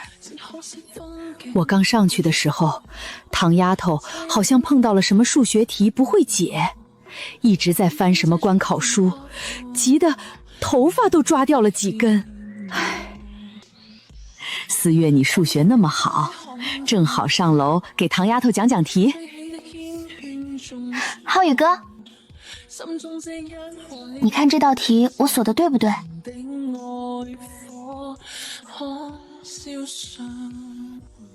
你给我讲一下你的解题思路吧，我感觉我这个有点复杂了。你这个确实有点复杂，老家学校的老师一直是这么教的吗？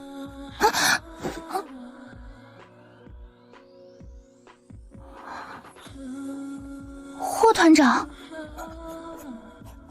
连草稿都不用打，80年代数学学霸也太厉害了吧！早上给你的数学题应该做完了吧？我检查一下。做完了。很不错，你的底子比我想象的还要好。作为奖励，我今晚带你去吃西餐。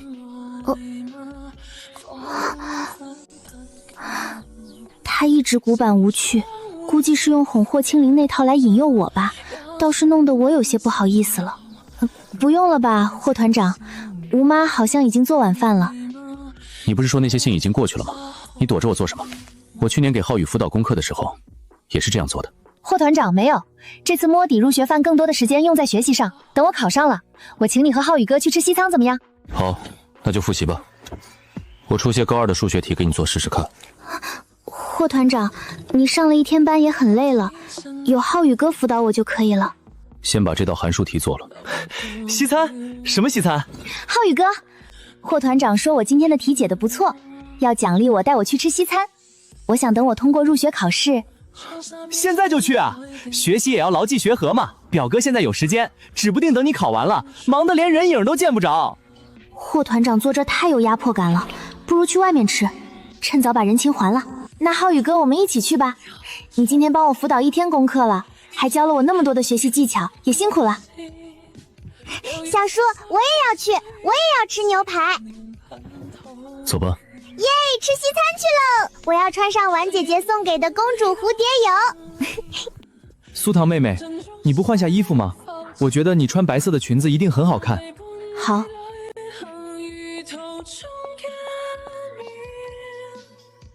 气氛既然已经烘托到这儿了，就打扮得像女明星一样，又甜又纯吧。表哥，苏糖妹妹好甜，好漂亮啊！我感觉我胸口有小鹿在乱撞。苏糖妹妹，你穿白色裙子真的好好看。谢谢浩宇哥。他竟真的换了白裙变了发，难道他真的看上了浩宇？上车吧。表哥走过去，感觉好冷啊，简直比家里的冰箱还要冷。我也要编成你那样的长辫子。好，我给你编个更好看的。我坐车看书会晕车，你帮我念题，我来答题吧。这么好的互动机会，表哥不要，那我就不客气了。浩宇哥，你能帮我抓一下头发吗？没问题，交给我吧。苏糖妹妹的头发好软，身上也好香啊。他曾信誓旦旦说3个月内找到对象，就是这么找的。总觉得有一双眼睛在盯着我，感觉怪怪的。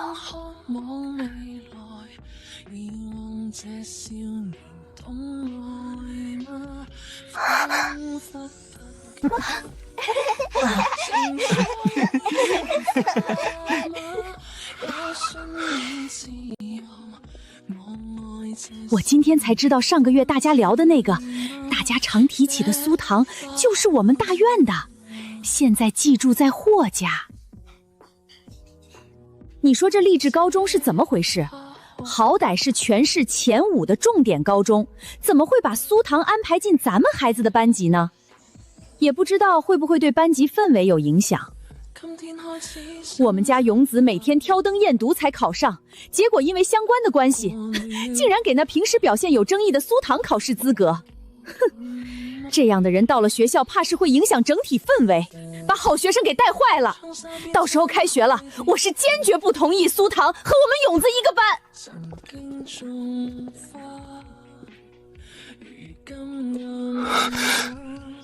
之前的事都过去1个多月了，怎么又被人重新提起了？是有人回来这边了，还是别的熟人？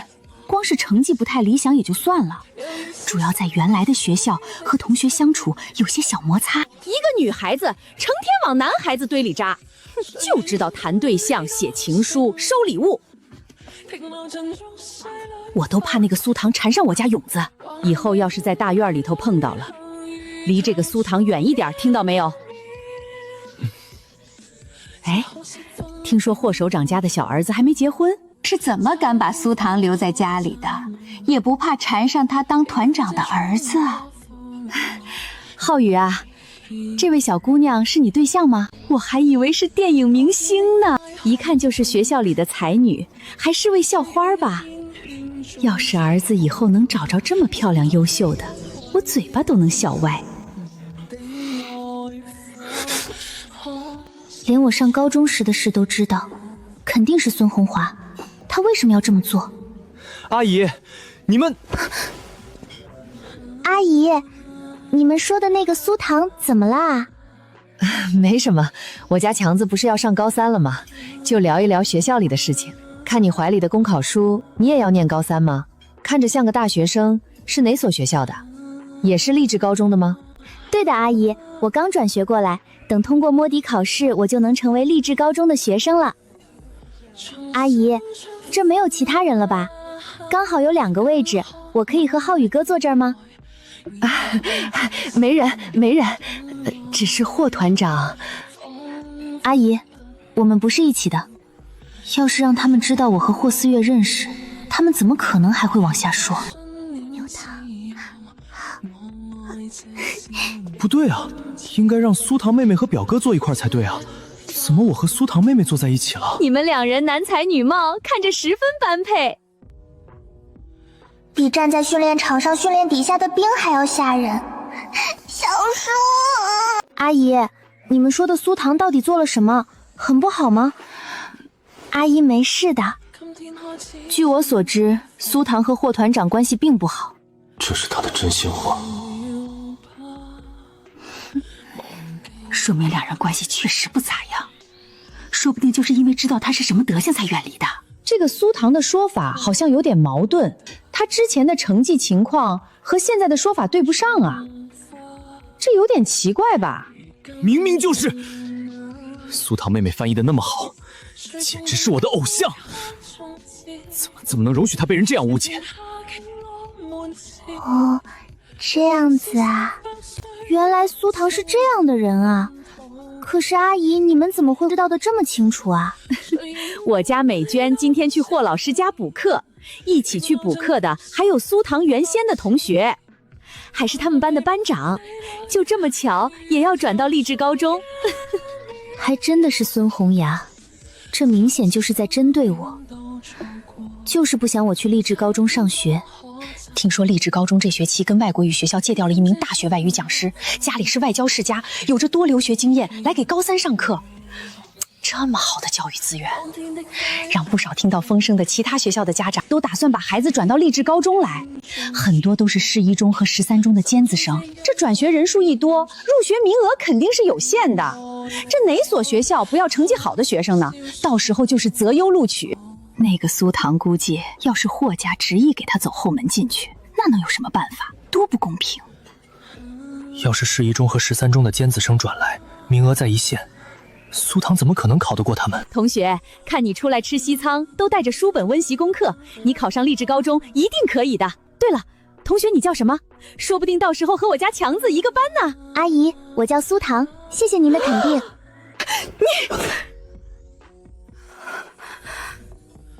你这霍船长是从小的大院小霸王，可得罪不起。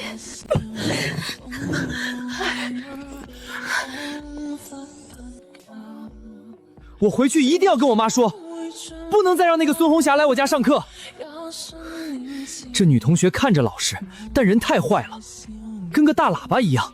苏唐妹妹她之前跟你有什么不和矛盾啊？要这样说你的坏话，直接当着舅妈和我妈的面说也就算了，还到处跟大院里其他来补课的同学说。学校里流言最伤人，我同学就是被造谣受不了自杀的，不能让苏婷妹妹也遭遇这种事。表哥，苏唐妹妹那个老同学也要转学到励志高中，等开学了也肯定会到学校里去说的。你想在励志高中上学吗？他竟然直接这么问，完全没有审视我，这种强者庇佑弱者的威势真是挺让人暖心的。霍团长，我想在励志高中上学。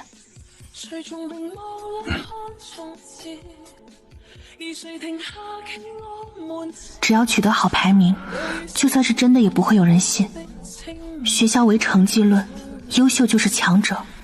好，那接下来的时间你就专心备考，其他的事情我会去解决。可是励志高中的转学名额可能会被最好学校的尖子生抢完。表哥，你是打算给苏唐妹妹走后门吗？点菜。我已经点好啦。唐姐姐第一次来吃西餐，所以我给唐姐姐点了好多好多吃的。唐姐姐对我好，我肯定也要对她好。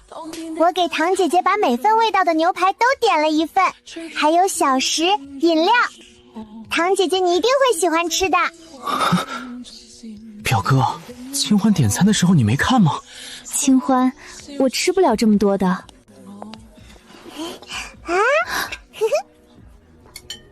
每份切一块尝尝就好，剩下的给他们吃不太好。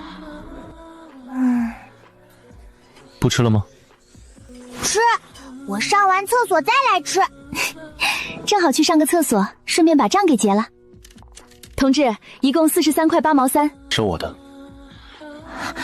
这可是我好不容易还他人情的机会。霍团长，这顿饭应该由我来请。感谢你和浩宇哥，为了我上学的事情费心费力。这手臂跟铁臂一样推不开，只好再用点力了。你考上励志高中，就是对我和浩宇最好的感谢。他现在还是一名高中生。霍团长，我会努力考上励志高中，当然饭也是要请的。那就下次。他说下次，这不都是客套话吗？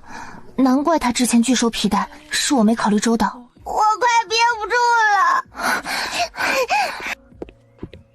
了。表哥，你放我下来吧，我自己走回去消消食，实在太丑了。他说过，其他的事情他会解决。霍团长，我同学说的那些，你不介意吗？介意什么？他说的都是真的，当然，班费不是我拿的。我之前给你的检讨书，你没有看吧？那么厚，肯定像公文一样枯燥。反正内容我也猜到了。以前我不认识你，从别人嘴里知道的事情，未必就全是事实。比起耳朵听到的，我更相信自己眼睛看到的。他竟然完全没有偏见，我还以为他一直在提防我学坏。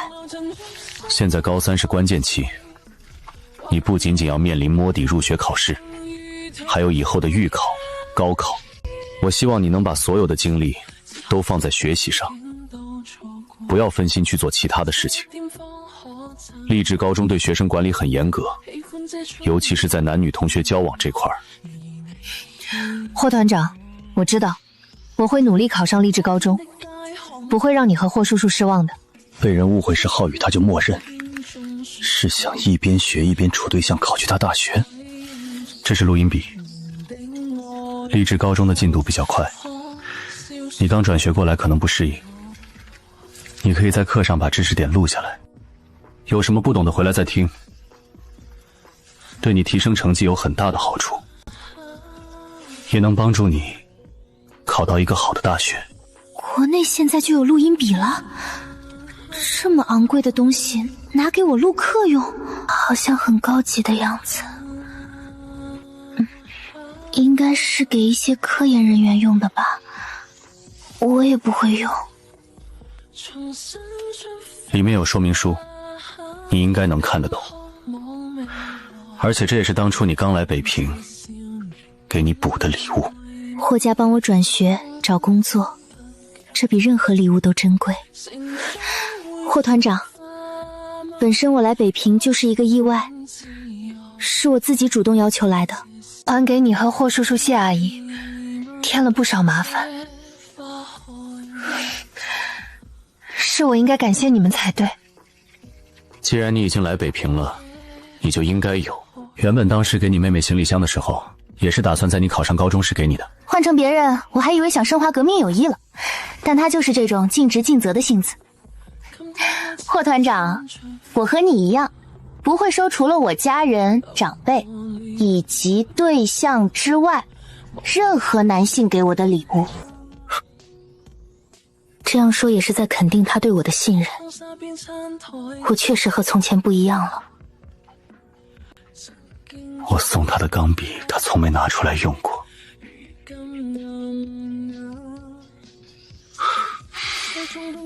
几千字的检讨书，他至今也没看。不愿意我辅导，请吃饭也没回应。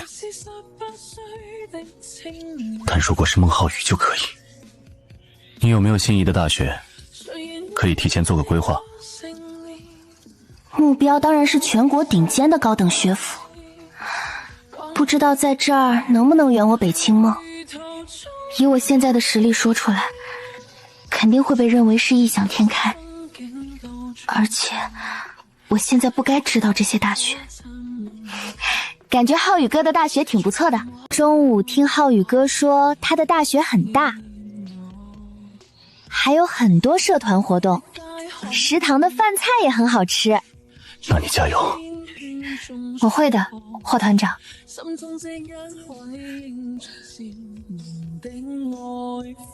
我会努力考上北清的。这些文言文知识点还得背熟才行。霍思月说的那封检讨书，目测有几千字，是他右肩伤未好时用左手写的，一笔一画写得十分认真，内容严谨，对行为做了深刻反思，竟然跟我一个高中生道歉。他这人虽古板却不死板，严肃负责，有点大男子主义，但知错就改，挺不错。霍团今天是怎么了？上哨时就看到他在跑。换哨了，怎么还在？是不是失恋了？你个乌鸦嘴，别乱说话！要是晚上来个大集合，把我们往死里训怎么办？赶紧走！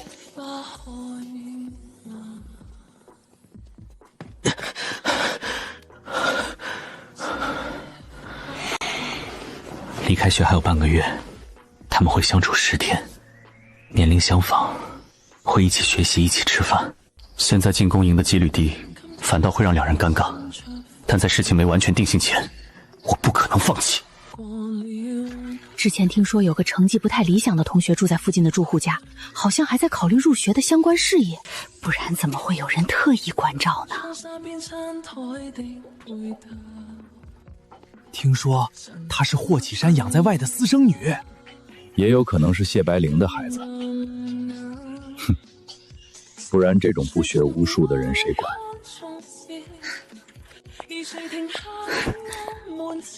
吴妈，外面那些流言，你千万别让苏唐知道。现在正是他学习的关键期，免得他分心，也别让他出门。我知道的，谢教授，但是今早霍老师过来说浩宇学校社团有事要回学校，今天已经上火车了，不能再来给唐丫头补课了。这只是霍红的借口，怕牵连到浩宇。我们抽不出空，只能尽快重找辅导老师。还有谢教授，下午的时候我接到电话，霍老太太要回来了。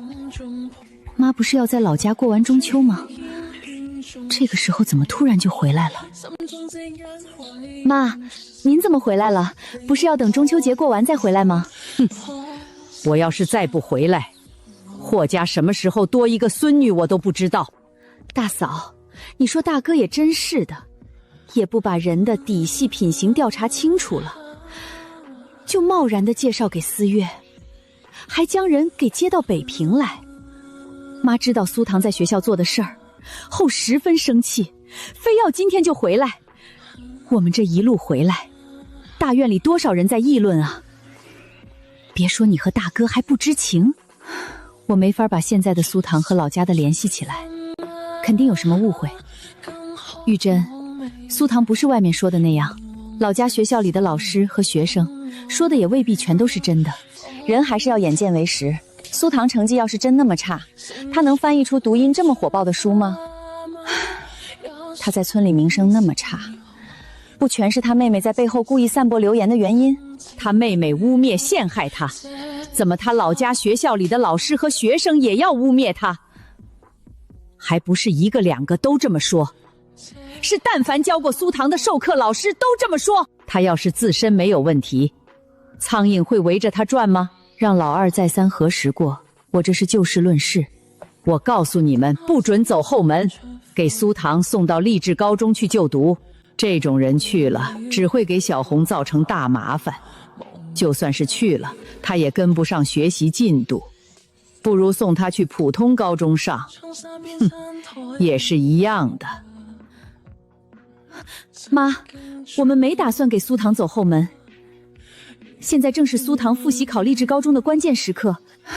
大嫂，现在转学到励志高中的难度无异于中考考到全县前50名，光是靠他自己考，连普通学校的学生都竞争不过，你又何必浪费时间呢？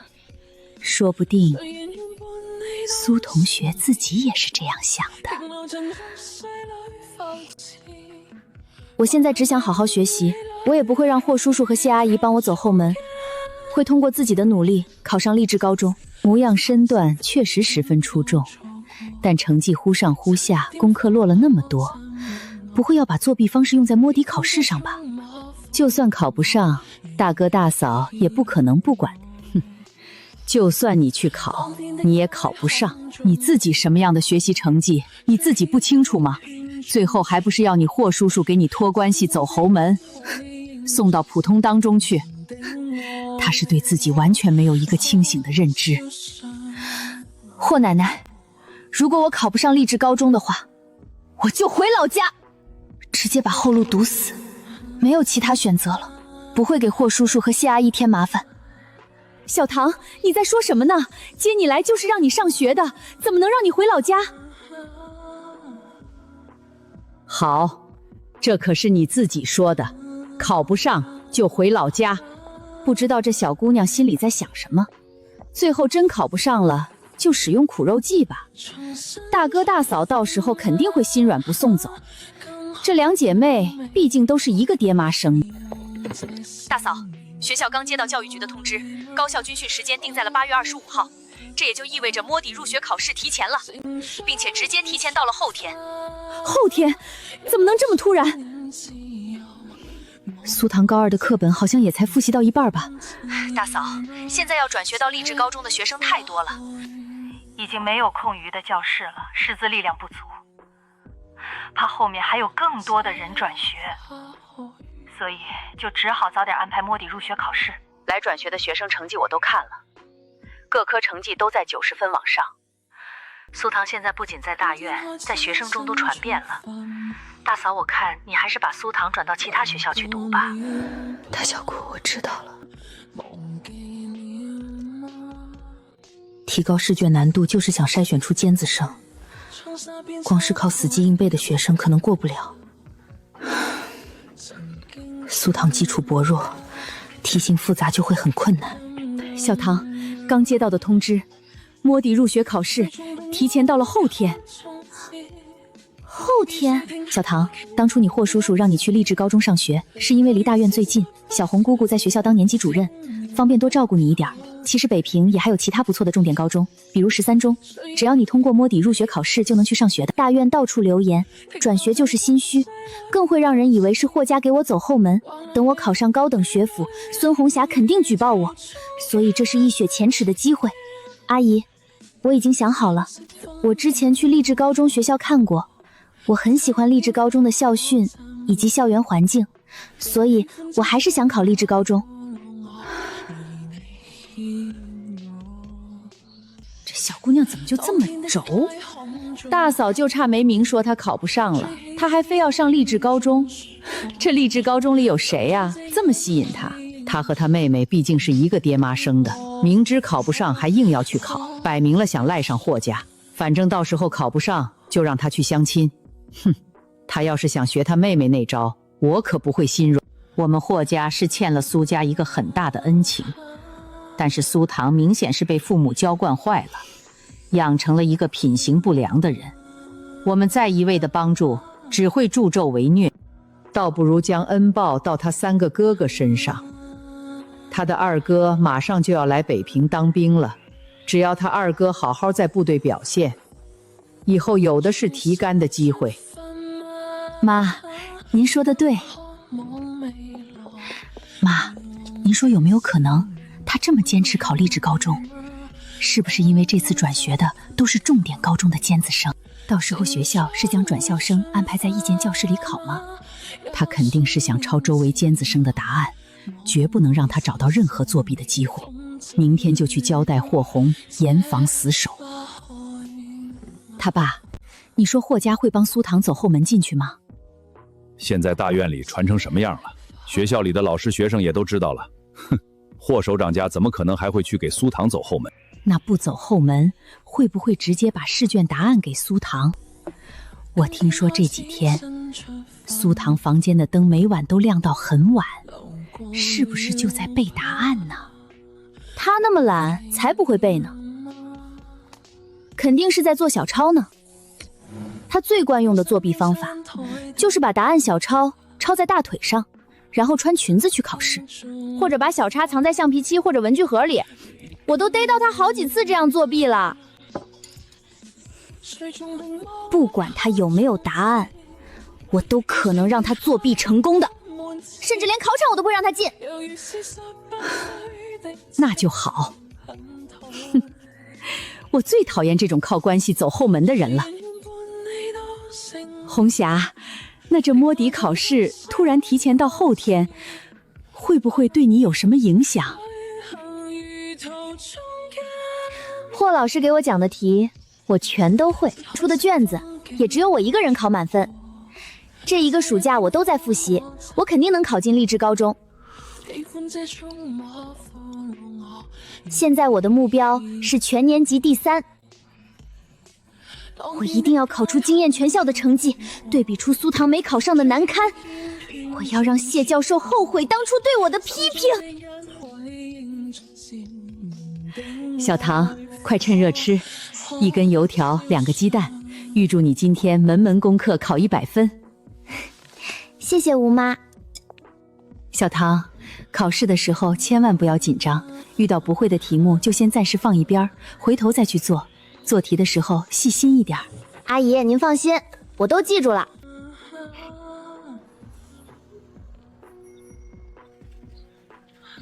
请各位同学去公告栏查看考试的教室，请大家按照姓名排名对号入座。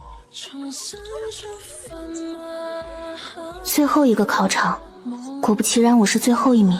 哎，这是不是报纸上的那个苏唐啊？那个考个位数的，他还真的来参加考试啊？还是倒数最后1名，真是勇气可嘉。很多外校转校生都在第1、2考场，他不会真的走后门去的吧？还是年级倒数最后1名，年级倒数都被分到1个考场了，我看你这次还怎么抄。